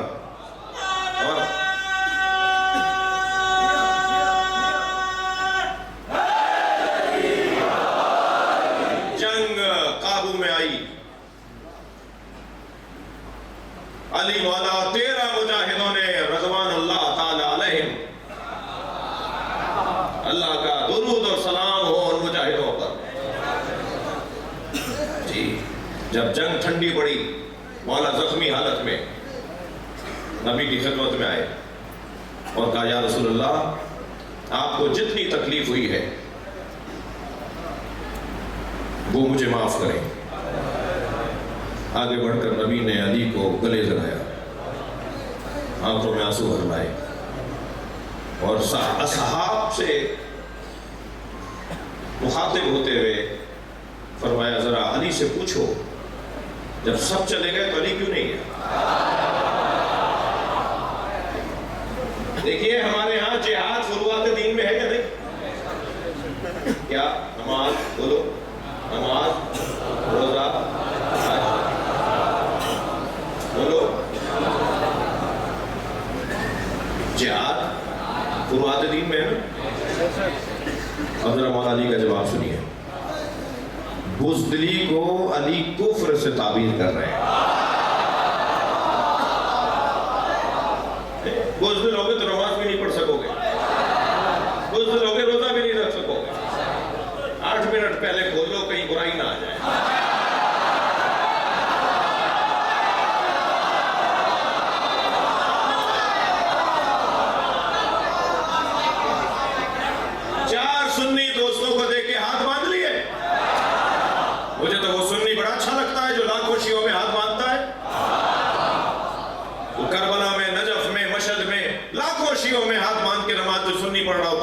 یقین جانیے مجھے اتنا اچھا لگتا ہے کہ دل کرتا ہے اس کا جا کے ماتھا چوم لوں. مجھے وہ سنی اس لیے اچھا لگتا ہے کہ وہ لاکھوں شیعوں میں ہاتھ باندھ کے نماز پڑھ کر بتاتا ہے میں نے جو دین سمجھا ہے اس پہ عمل کرنے کی جرت بھی رکھتا ہوں. دوسرا پیغام یہ سنی یہ دے رہا ہوتا ہے خبردار شیعوں سے ڈرنا نہیں، یہ مارتے نہیں ہیں. لاکھوں شیعوں میں بھی اکیلے چلے جانا کچھ نہیں ہوگا، احترام ملے گا، پیار ملے گا. ایک جوان سنی جوان مجھے کہنے لگا کہ میں کربلا مشی میں گیا چیلوں پر، تو ایک رستے میں جگہ جگہ تبرک بٹ رہے تھے، تو ایک جگہ کوئی اچھا کھانا بٹ رہا تھا، میرا دل کر رہا تھا یہ کھاؤ. تو میں نے اپنے شیعہ دوست سے کہا کہ بھائی لائن تو بہت بڑی ہے، ہم تو اگر لائن میں لگیں گے تو ہمارا تو قافلہ نکل جائے گا، کیا کریں؟ اس نے کہا پریشانی کی بات نہیں ہے، تم لائن سے ہٹ کر کھڑے ہو جاؤ اور آواز لگاؤ انا سنی. کہنے لگا میں نے ایسے ہی کیا، علیحدہ جا کے کھڑا ہو گیا اکیلا. میں نے کہا انا سنی، وہ سب کو چھوڑ کر آ گیا اور کہنے لگا پہلے تم کھاؤ. مجھے وہ سنی بہت اچھا لگتا ہے جو شیعوں کے درمیان آ کر ڈرتا نہیں ہے مگر وہ شیعہ برا لگتا ہے، جب چاہتا ہے ہاتھ باندھ لیتا ہے. تم پشیمان ہو کہ مولا تھا امام صادق کی فکر پہ عمل کرتے ہو، نادم ہو کیا؟ امام جعفر صادق نے جیسے روزہ کھولنے کا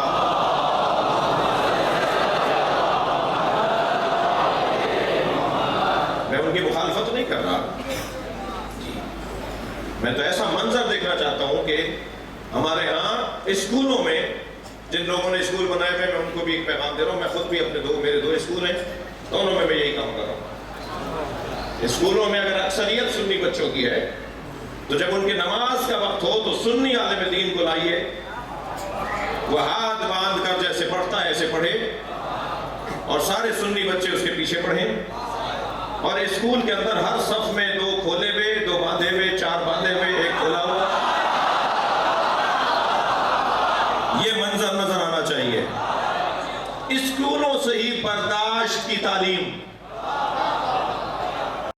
ایک دوسرے کو قبول کرنے کی تعلیم اسکول سے دیجیے. جب یہ اسکول میں سیکھے گا کہ مجھے سنی بچے کے ساتھ رہنا ہے اور سنی بچے کو سیکھے گا کہ مجھے شیعہ بچوں کے ساتھ رہنا ہے، تو یہ بوڑھے بھی ہو جائیں گے، شیعہ سنی پہ لڑیں گے نہیں.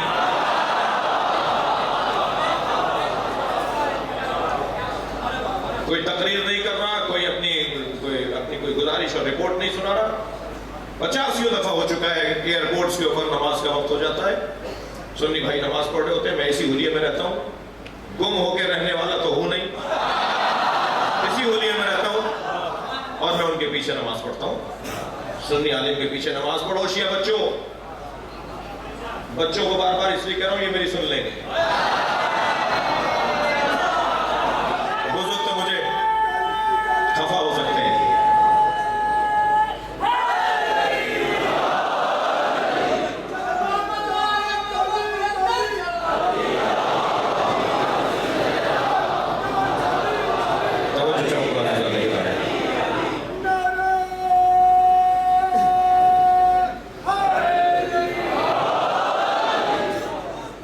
تسلی دیجیے، تھک تو نہیں رہنا بھی پڑتا. اب وہ جو تھک رہا ہوگا وہ تو ہم مشکل میں ہے.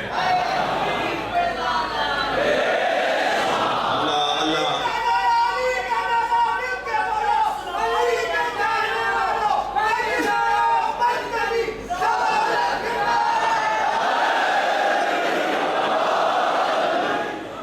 میرے مولا علی سے پوچھا، یا علی جب سب چلے گئے تو تم کیوں نہیں گئے؟ تو میرے مولا نے کیا جواب دیا؟ اکفروا بعد الایمان، کیا ایمان کے بعد کافر ہو جاتا؟ علی بزدلوں کو مسلمان ہی نہیں مانتا. خبردار بزدل اور مسلمان. جو کچھ پاکستان میں رنگ رچایا گیا، ڈرامے بنائے گئے، فرقہ واریت پاکستان میں 2 ہی دفعہ ہوئی ہے، یا 82 میں ہوئی صرف کراچی کے حد تک، یا اب ہوئی ہے پورے پاکستان میں. بیچ میں جو ٹارگٹ کلنگ ہوئی، شہادتیں ہوئیں، سنی بھی مارے گئے، شیعہ بھی مارے گئے، وہ فرقہ واریت نہیں تھی، وہ دہشت گردی تھی۔ کسی سنی نے شیعہ کی مسجد پہ حملہ نہیں کیا، کسی شیعہ نے سنیوں کی مسجدوں پہ حملہ نہیں کیا، فرقہ واریت تھی نہیں۔ فرقہ واریت کا ماحول بنایا جا رہا ہے جی، باقاعدہ توہینیں کی جا رہی ہیں، پوری قوم کی توہین کی جا رہی ہے۔ یہ ماتم کرتے ہیں، فلاں جانور کا، نجس جانور کا نام لے کر بولا جا رہا ہے، پوری قوم کی توہین کی جا رہی ہے۔ مگر جب مجھے پتا ہے کہ اس کے پیچھے سازش کیا ہے، تو میں اگر ان کے اکسانے میں جذباتی ہو جاؤں تو مراد تو ان کی پوری ہوگی۔ جب مجھے پتا ہے کہ سازش ہے، جب ہمیں معلوم ہے کہ اس کے پیچھے کوئی اور مقاصد ہے، تو وہ کتنا ہی مجھے چٹکی بھرتے رہیں، اکساتے رہیں، جذباتی کرتے رہیں، مجھے اپنے آپ کو سنبھالنا ہے، صبر کرنا ہے، برداشت کرنا ہے۔ پاکستان کی امنیت کو اولویت دینی ہے، ملک کی بقا اور سالمیت کو ترجیح۔ مگر یاد رہے، تم کتنا ہی ہمیں اکساتے رہو، جذبات بھڑکاتے رہو، گالیاں دے کر، نامناسب جملے کہہ کر ہمارے لیے، ہماری قوم کے لیے آزمائشیں بناتے رہو، ہم ان ساری باتوں کا جواب ایک ہی دیں گے۔ پاکستان کی ملت جعفریہ اسرائیل کو تسلیم نہیں کرے گی۔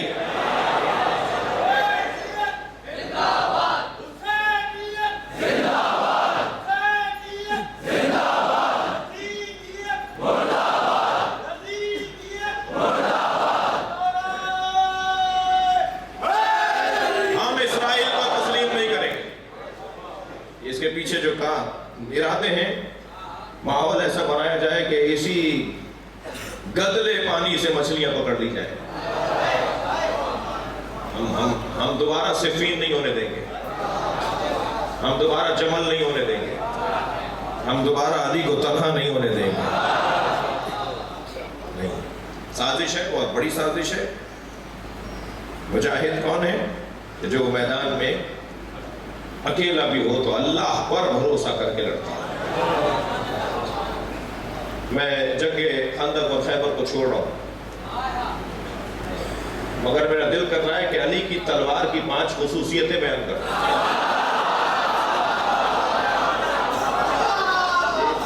مولا علی کی تلوار کی خصوصیات۔ سب سے پہلی خصوصیت علی کی تلوار کی سنیں گے، علی کے جہاد کی، علی کی تلوار کی سب سے پہلی خصوصیت، یا اللہ، توجہ چاہوں گا، جب علی میدان میں اترتے تھے تو غروب آفتاب سے کچھ قریب اترتے تھے،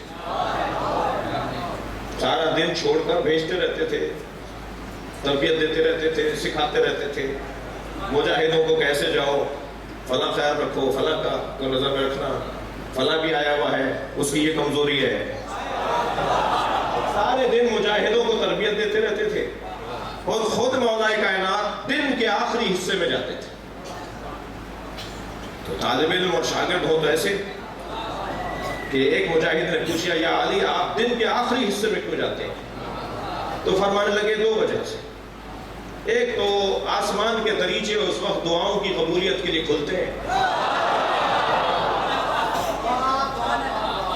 تو میں میدان میں اترتا ہوں اور اللہ سے مناجات کر رہا ہوتا ہوں، تو زیادہ میری بات اللہ کی بارگاہ میں پہنچے گی کہ اس لیے کہ آسمان کے دریچے کھل رہے ہوتے ہیں۔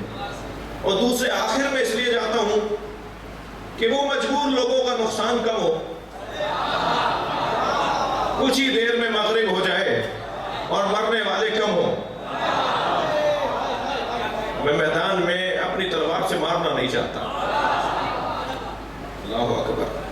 دوسری خصوصیت سن لیجئے، فرمایا کہ میدان میں جب آپ ہمیں لے کر جاتے ہیں اور ہم آپ کے ساتھ جاتے ہیں تو کبھی کبھی ہمیں آپ کی ضرورت پڑ سکتی ہے، کبھی آپ کی ضرورت پڑ سکتی ہے، تو کہاں ڈھونڈیں آپ کو؟ مولا سے ایک مولا کا مجاہد، مولا کے ساتھ چلنے والے مسلمان مجاہدوں میں ایک مجاہد نے کہا کہ ہم آپ کو میدان میں کہاں ڈھونڈیں؟ حضرت نے فرمایا وہیں ڈھونڈنا جہاں میں گھوڑے سے اترا تھا، میں جگہ چھوڑ کر نہیں آتا۔ یا اللہ، کیسے؟ توجہ ہے، جگہ چھوڑ کر نہیں جاتا. حضرت نے فرمایا میں نہ کسی کے پیچھے بھاگتا ہوں نہ کوئی میرے پیچھے آ سکتا ہے. میں وہیں کھڑا رہتا ہوں، جو قریب آتے رہتے ہیں میں انہیں مارتا رہتا ہوں. جلدی جلدی سنا رہا ہوں. 5 خصوصیتیں علی کی تلوار. یہ میرا مقدمہ تھا. علی کی تلوار کی پہلی خصوصیت، علی نے کسی کو مارا ہو اور وہ مرا نہ ہو.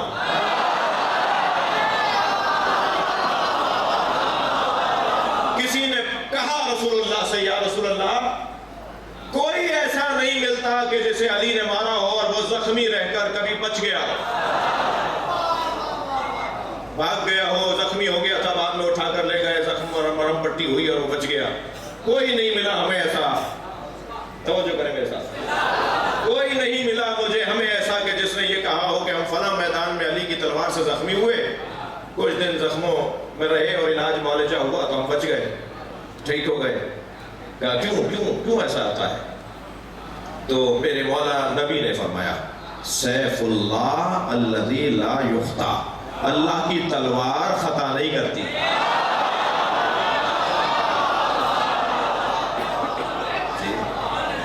میرے مولا علی کی ضربت کی پہلی خصوصیت، اللہ علی کی تلوار خطا نہیں کرتی.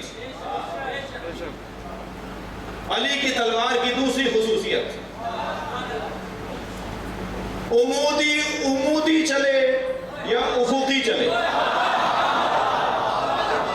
اوپر سے نیچے مارے یا دائیں سے بائیں، جی، یا افقی چلے یا عمودی چلے. گرام اور تولے ماشے کا دھڑوں میں فرق نہیں ہوتا، برابر کے گٹھے میں. جب یہ چاہتے تھے کہ یہ جانے کہ اسے مارا کس نے، تو کہتے تھے کہ ذرا وزن کر کے دیکھو. اول تو پہلے ہی سامنے نظر آ جاتا تھا، لیکن کبھی ایسا ہوا تو کہا کہ وزن کر کے دیکھو. 1 گرام کا فرق نہیں ہوتا تھا. جس کی ضربت میں عدالت ہو، اس کے مزاج میں کتنی عدالت ہو، اس کی حکومت میں کتنی عدالت ہو. یہ مولا علی کی ذوالفقار کی دوسری خصوصیت. تیسری خصوصیت سنیں گے، کانت ضربات علی ابکارا. ابکار بکر کے خاندان کا لفظ ہے، باقرہ کے خاندان کا لفظ ہے. جی، کانت ضربات علی ابکارا، علی کی ہر ضربت نہیں ہوتی تھی.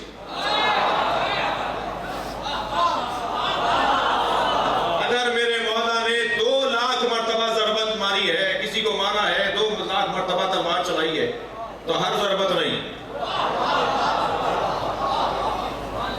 ہر ضربت نہیں، ہر دفعہ اسٹائل نیا. آپ کی زبان میں بول دیا تو صحیح ہے. ہر دفعہ انداز نیا. کانت ضربات علی ابکارا. چوتھی صفت مولا علی کی ذوالفقار کی. جی، حضرت نوح نے قرآن مجید سورہ مبارکہ نوح کی 26ویں آیت، قال نوح رب لا تذر علی الارض من الکافرین دیارا. حضرت نوح نے دعا کی، اللہ اس زمین پر کسی کافر کو زندہ نہ رکھ. حضرت نوح کی کیا آرزو؟ زمین پر کوئی کافر زندہ نہ رہے. یہ حضرت نوح کی آرزو. اب ذرا مزاج حیدری دیکھیں. جنگ صفین میں مولا علی کے قریب مالک اشتر لڑے تھے، اور جب جنگ ختم ہوئی، وہ دن مکمل ہوا، تو مالک نے یہ سوچتے ہوئے مولا کے قریب جا رہے تھے، مولا کو سلام کرنے، اور جنگ کے اختتام کے مرحلے میں سب جمع ہو رہے تھے. تو قریب جاتے ہوئے سوچنے لگے کہ علی نے 32 مارے ہیں، میں نے 31 مارے ہیں، اگر ایک اور مار لیتا تو برابر ہو جاتا. تو مالک آتے ہوئے سوچ رہے تھے، وہیں سے مولا نے آواز دے کر کہا خبردار، ہمارا مارنا تمہارا مارنا برابر نہیں ہے. اللہ اکبر. خبردار، ہم جب مارتے ہیں تو میری تلوار دیکھتی ہے کہ نسل میں کوئی مومن تو آنے والا نہیں،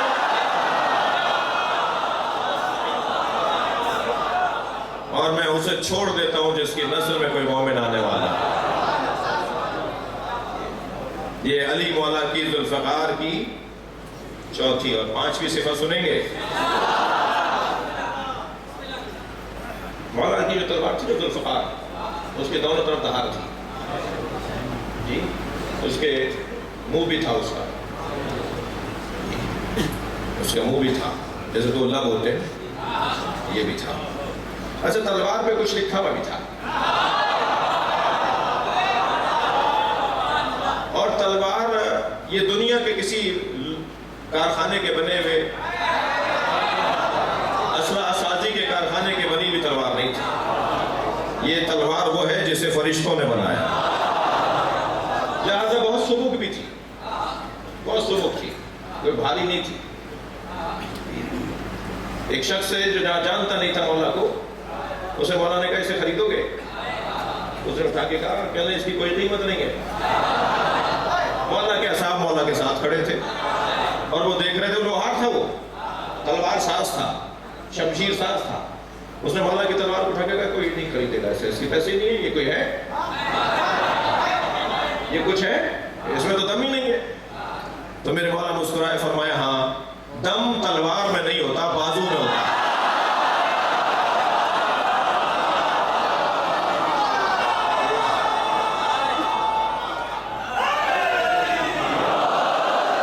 تلوار پہ جو لکھا ہوا تھا وہ دو جملے سنا دوں؟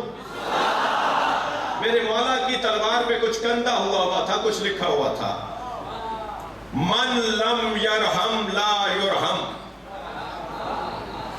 ایک جملہ، جو کسی پر رحم نہیں کرتا اس پہ رحم نہیں ہوتا۔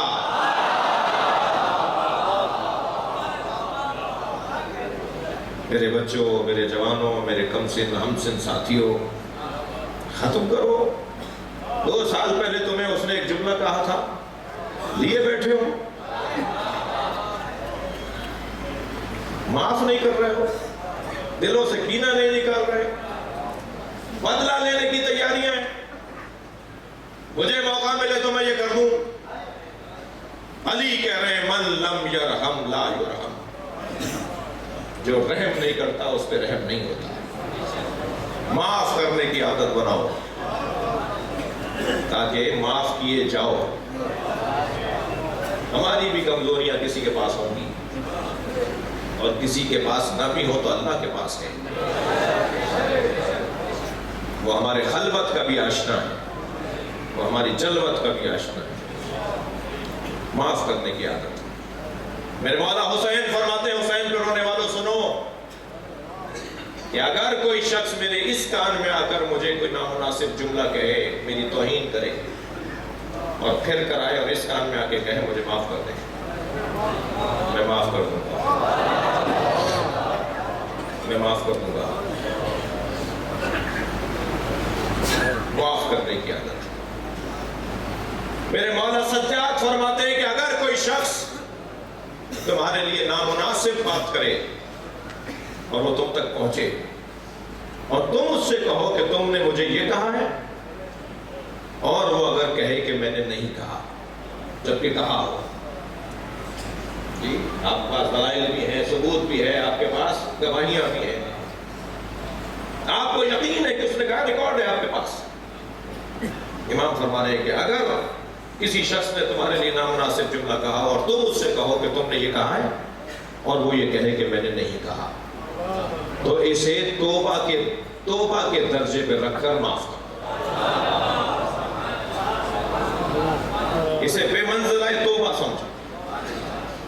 ایک آدمی توبہ کر رہا ہے، کہہ رہا ہے میں نے نہیں کہا، معاف کر دو۔ نہیں گواہیاں بھائی، لڑ رہے ہیں کہ نہیں میں اسے لے کر آؤں گا، فلاں کو بلاؤ، تم نے اس کے سامنے کہا، ختم کرو۔ ایک آدمی کہہ رہا ہے کہ میں نے نہیں کہا، میں نے نہیں کیا بھی ہے، ثبوت بھی ہے، امام کے چاہنے والوں کا اخلاق امام کے مطابق ہوگا، معاف کر دو، ختم کرو بات کو۔ کینہ پروری دل میں رکھ کر بیٹھ جانا، یہ اہل بیت کے چاہنے والوں کا انداز نہیں ہے۔ حضرت نوح کہہ رہے ہیں کہ اللہ زمین پر کوئی کافر زندہ نہ رہے، اور علی بن ابی طالب دیکھ رہے ہیں کہ اگر یہ کافر بھی ہے تو اس کی نسل میں مومن آنے والا ہے، کیسے چھوڑا؟ بس آخری روایت فضائل کے باب میں سنیے. میرے مولا صادق سے کسی نے پوچھا لما سمیا ذوالفقار ذوالفقار، کیوں ذوالفقار کا نام ذوالفقار رکھا؟ ذوالفقار کا نام ذوالفقار کیوں ہے؟ ہر تلوار کا نام تو ذوالفقار نہیں ہے. ذوالفقار کا نام ذوالفقار کیوں ہے؟ میرے مولا صادق کا جملہ سنیں. حضرت فرماتے ہیں لأنه ما ضرب به امیر المومنین، اس لیے ذوالفقار کو ذوالفقار کہتے ہیں کہ علی نے اس کے ذریعے کسی کو نہیں مارا الا افتقرا. ذوالفقار ذوالفقار دو فقروں والی تلوار. اب فقر سے مراد ادھر بھی دھار ادھر بھی دھار، یہ معمولاً یہ سمجھا جاتا ہے دو دھاری تلوار کو ذوالفقار. لیکن مولا صادق تو کچھ اور کہہ رہے ہیں. مولا صادق فرما رہے ہیں لأنه ما ضرب به امیر المومنین احدا، کسی شخص کو علی نے اس کے ذریعے نہیں مارا الا افتقر فی الدنیا من الحیات وفی الآخرۃ من الجنہ، مگر یہ کہ وہ شخص دنیا میں زندگی سے محروم ہو گیا، آخرت میں جنت سے محروم ہو گیا. یہ دنیا میں زندگی سے محروم کر دیتی ہے اور آخرت میں جنت سے محروم کر دیتی ہے.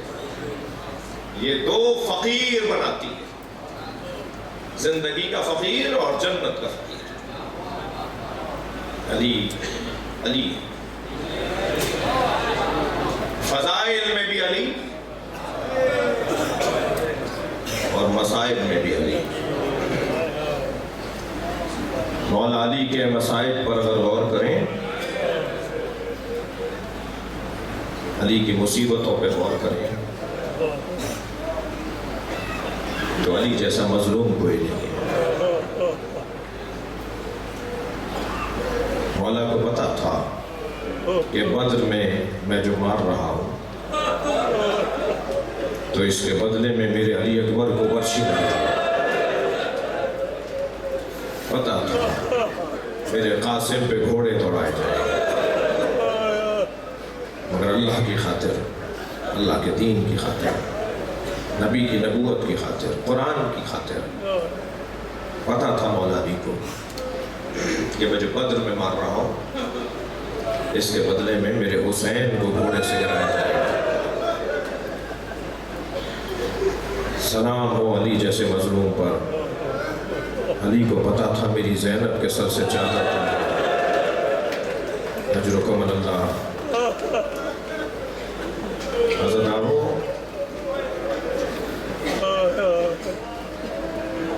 جب جناب زہرا کی شہادت ہونے لگی، مولا علی سے فرمایا یا علی میرے حجرے میں حسن کو بھیج دیجیے. امام حسن سے ان کے مطابق وصیتیں فرمائیں. پھر امام حسن کو کہا بیٹا باہر جاؤ، بابا سے کہو کہ حسین کو بھیج دیں. پھر مولا حسین کو بلا کر مولا حسین کے مطابق ان کے مطابق انہیں وصیتیں فرمائیں. پھر آخر میں فرمائیں اب زینب کو بھیج دیں. آپ کو اندازہ ہے جناب زینب کی عمر 4 سال، 4 سال کی بچی ماں سے محروم ہو رہی ہے. آپ کی آوازیں بلند ہیں، مجلس میں خواتین بھی بیٹھی ہیں، مجلس میں مائیں بھی ہیں. اگر کوئی ماں بیمار ہو جائے اور بچے اس کے چھوٹے ہوں اور بیماری اس کی لا علاج ہو جائے تو چھوٹے بچوں کی ماں جب مر رہی ہوتی ہے وہ بہت تکلیف میں ہوتی ہے. وہ کہتی ہے میرے بچوں کو پالے گا کون، میرے بچوں کو سنبھالے گا کون. اسے یہ تکلیف ہو رہی ہوتی ہے. اجرکم اللہ، اجرکم اللہ.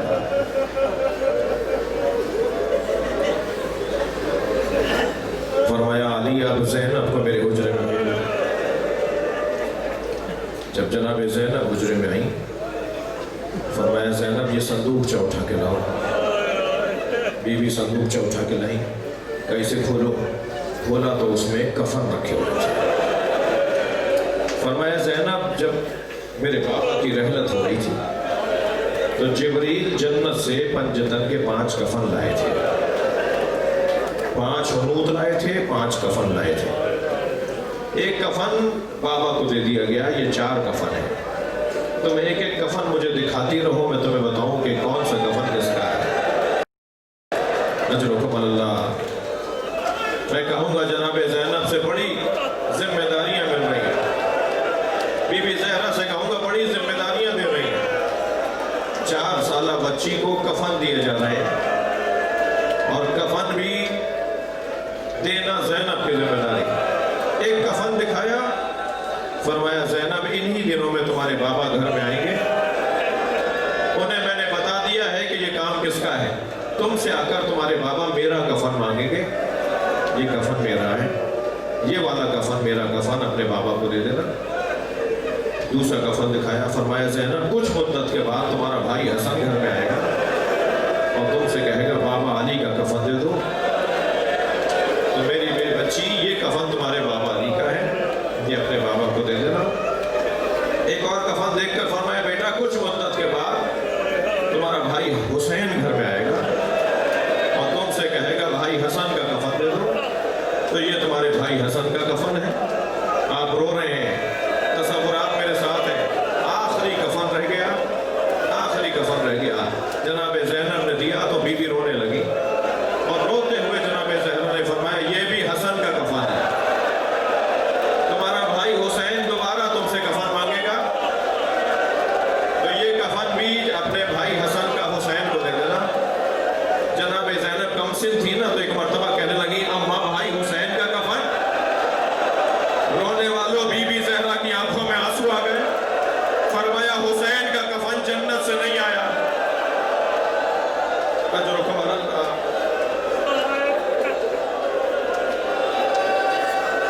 میرا حسین کربلا میں بے گور و کفن.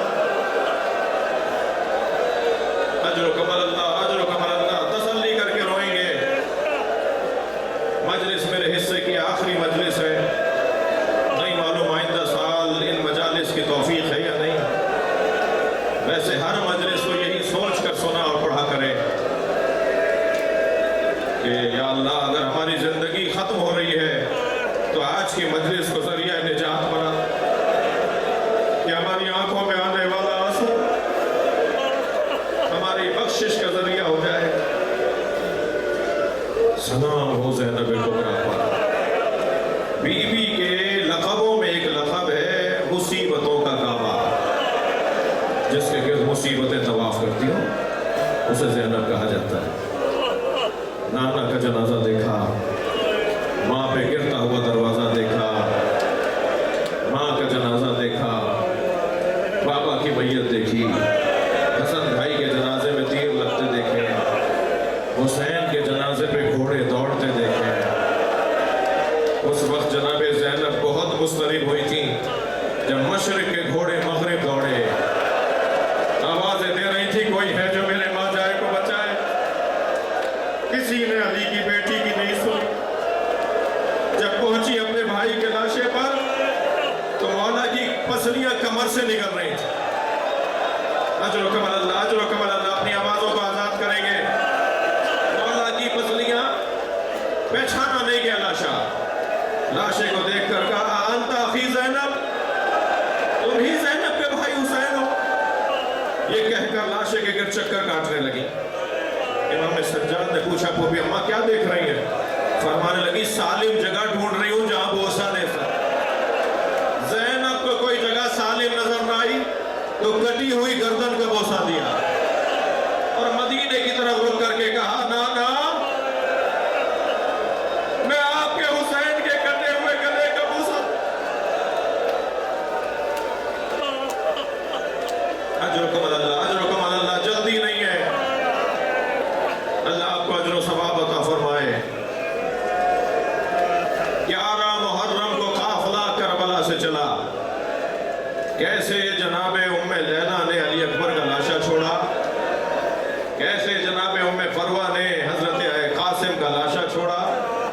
سنیں گے ذرا اور کیسے جناب زینب نے حسین کا لاشا چھوڑا. اور جب ان بیویوں کا ذکر کریں نا تو ایک بیوی کو ضرور یاد کریں. کیسے بی بی رباب نے اپنے مولا حسین کا لاشا اور علی اصغر کا لاشا، مائیں بیٹھی ہیں مجلس میں، جو مرد بیٹھے ہیں ان کے گھروں میں بھی بچے ہیں. جب عصر عاشور امام حسین نے علی اصغر کا لاشا دفنا دیا تھا تو ماں کو تسلی ہو گئی تھی کہ میرا بچہ قبر کے حوالے ہو گیا. ایک ہی تو جنازہ تھا جو حسین نے دفنایا، باقی سب گنج شہیدہ میں رکھے ہیں. لیکن 11 محرم کو جب سر گنے جانے لگے تو کہنے لگے ایک سر نظر نہیں آ رہا. وہ حسین کا 6 مہینے کا بچہ، بتایا حسین نے خیمے کے پشت پہ جا کے اسے دفنایا تھا. اب اس بچے کی ماں دیکھ رہی ہے اور 4 نیزہ بردار ظالم ہیں جو زمین میں نیزہ ڈالتے ہیں کہ کہیں سے لاشا علی اصغر کا مل جائے. اور عجب نہیں ماں دعا کر رہی ہو، یا اللہ میرا بچہ بچا لے، یا اللہ میرے بچے کو بچا لے. لیکن ایک نیزہ زمین میں گیا، ماں نے منظر دیکھا لاشا باہر آتے ہو. عزادارو، ہر شہید ایک دفعہ قتل کیا گیا، تھکے نہیں آبادوں کو آزاد کریں. مگر علی اصغر 2 دفعہ قتل کیے گئے، ایک دفعہ تیر مار کر، ایک دفعہ خنجر چلا کے گردن علیحدہ کی گئی. ننھا سا سر جو نیزے پہ چڑھ بھی نہیں رہا تھا. کیا گزری ہوگی اس بیوی پر. میرے مولا فرماتے ہیں مجھے وہ گھر اچھے لگتے ہیں جہاں رباب اور سکینہ نامی عورتیں ہوتی. سکینہ بی بی نے وفاداری کا حق ادا کیا، جناب رباب بی بی نے وفاداری کا حق ادا کیا. عزادارو بہت رو لیے. ذرا تسلی سے ایک منزل بیان پر توجہ چاہوں گا. مجھے نہیں پتا شام غریبہ میں پانی کون لایا، میری تحقیق نہیں ہے، مگر سب مقتل کی تاریخ کربلا کی کتابوں نے لکھا ہے کہ شام غریبہ میں پانی بھی آیا، کھانا بھی آیا. جناب زینب نے پہلے بچوں کو پانی پلایا اور پھر بچوں کو کھانا کھلایا، اور پھر بزرگوں کو، بڑوں کو، بیویوں کو پانی پلایا، کھانا کھلایا. جب سب بچوں نے اور بڑوں نے کھانا پانی لے لیا تو جناب زینب امام سجاد کے برابر میں آگے بیٹھی اور کہنے لگی زین العابدین بھابی رباب پانی نہیں پی رہے. اجرکم اللہ. زین العابدین بھابی رباب پانی نہیں پی رہے. امام سجاد آئے اپنی ماں کے برابر میں بیٹھے، اماں پانی پی لیجئے، زندگی پلٹ آئے، بدن میں توانائی واپس آ جائے. حکم امام پا کر جناب رباب نے پانی پیا، کھانا کھایا. عزیزانو، اس سے زیادہ میں تفصیل سے نہیں بیان کروں گا. ممبر کا ادب بھی مانے ہے، بی بی کی عظمت بھی مانے ہے.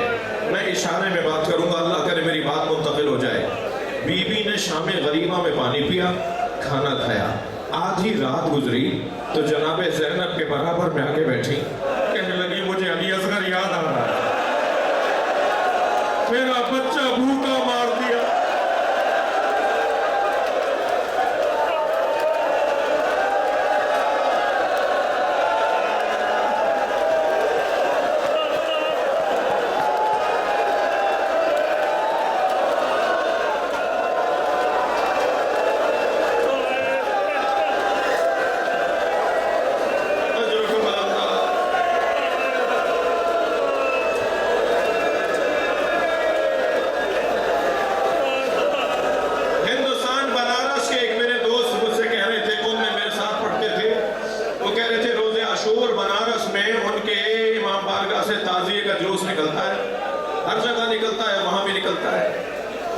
اور وہ جلوس کربلا میں جا کے ختم ہوتا ہے.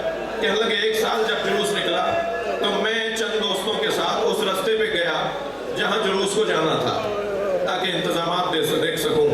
کہنے لگے ہم آگے بڑھے تو سامنے ایک چوک تھا جس پہ ہزاروں کی تعداد میں ہندو عورتیں کھڑی تھیں. ہم قریب گئے تو ہمیں ایک اور منظر محسوس ہوا کہ ہر گود میں دودھ پیتا بچہ ہے. یعنی بنارس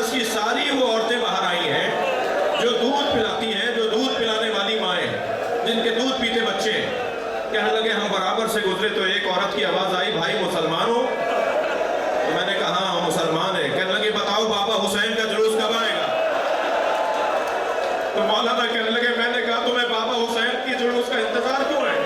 کہنے لگے تمہیں نہیں پتا آج حسین کا بچہ بھوکا مارا گیا، ہم آج اپنے بچوں کو دودھ نہیں پلاتے جب تک تعزیہ دفنا نہ دیا جائے۔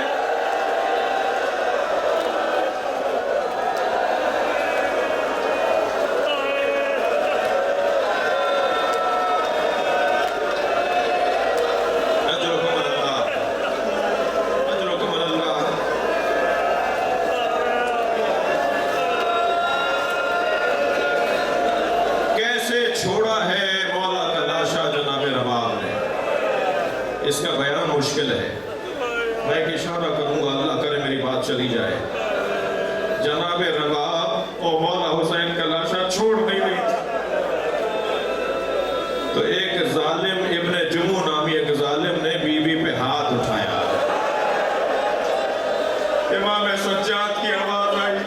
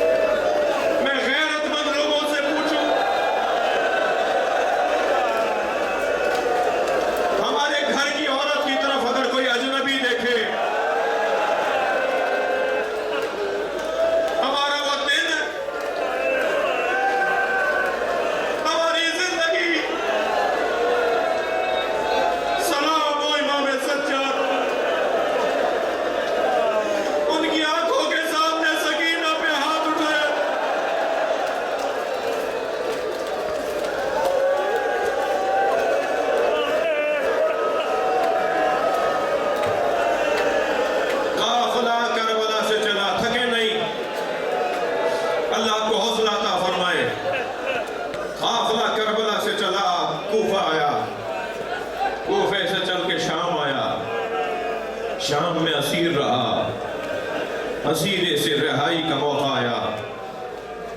دو سبب لکھے گئے ہیں کہ کیوں رہا کر دیا۔ ایک سبب تو سکینہ کی جنازے کی کیفیت، زندان شام میں ننھا سا جنازہ، اس بچی نے خود اسیر رہ کر سب کو آزادی دے۔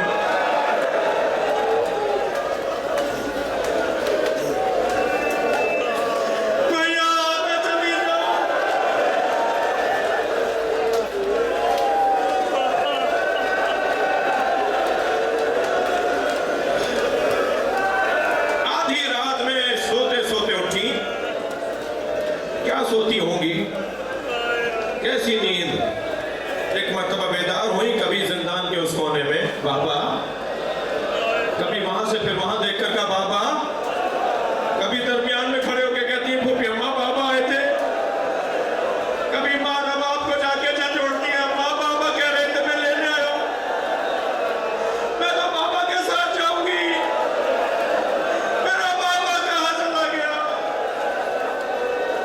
سکینہ کے رونے کی آواز دربار شام میں گئی، یزید کے آرام میں خلل پڑا، کہا اس بچی کے لیے اس کے بابا کا سر بھیج دو۔ سر حسین لا کے رکھا گیا، اندھیرا تھا زندان میں، ایک چراغ جل رہا تھا۔ جب سر لا کے رکھا نا کنیزوں نے، تو امام سجاد سے پوچھنے لگی بھیا یہ کیا ہے؟ فرمایا سکینہ بابا کا سر ہے۔ عجیب منظر تھا، جہاں بیٹھی تھی وہاں سے اٹھی، 3 مرتبہ زمین پر گری، پھر اٹھی، بابا، بچی نے بابا کا سر گود میں لیا، غور سے دیکھ کر کہنے لگی آپ کی رگیں کس نے کاٹی؟ بابا آپ کے چہرے پہ کس کا خون ہے؟ بابا یہ آپ کے سر پہ کیسے مٹی لگ گئی؟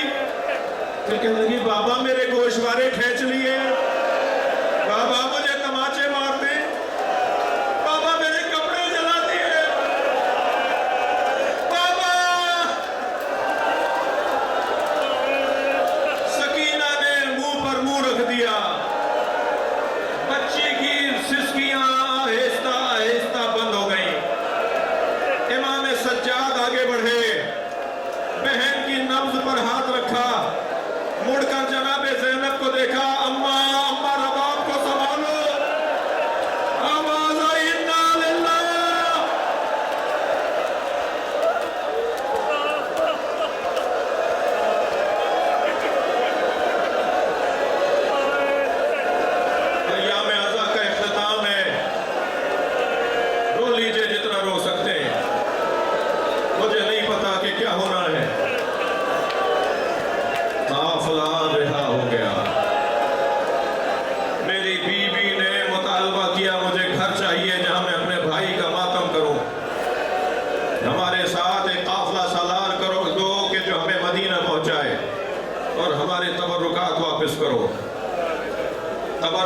کچھ واپس آئے، ایک گٹھڑی لا کے رکھی گئی۔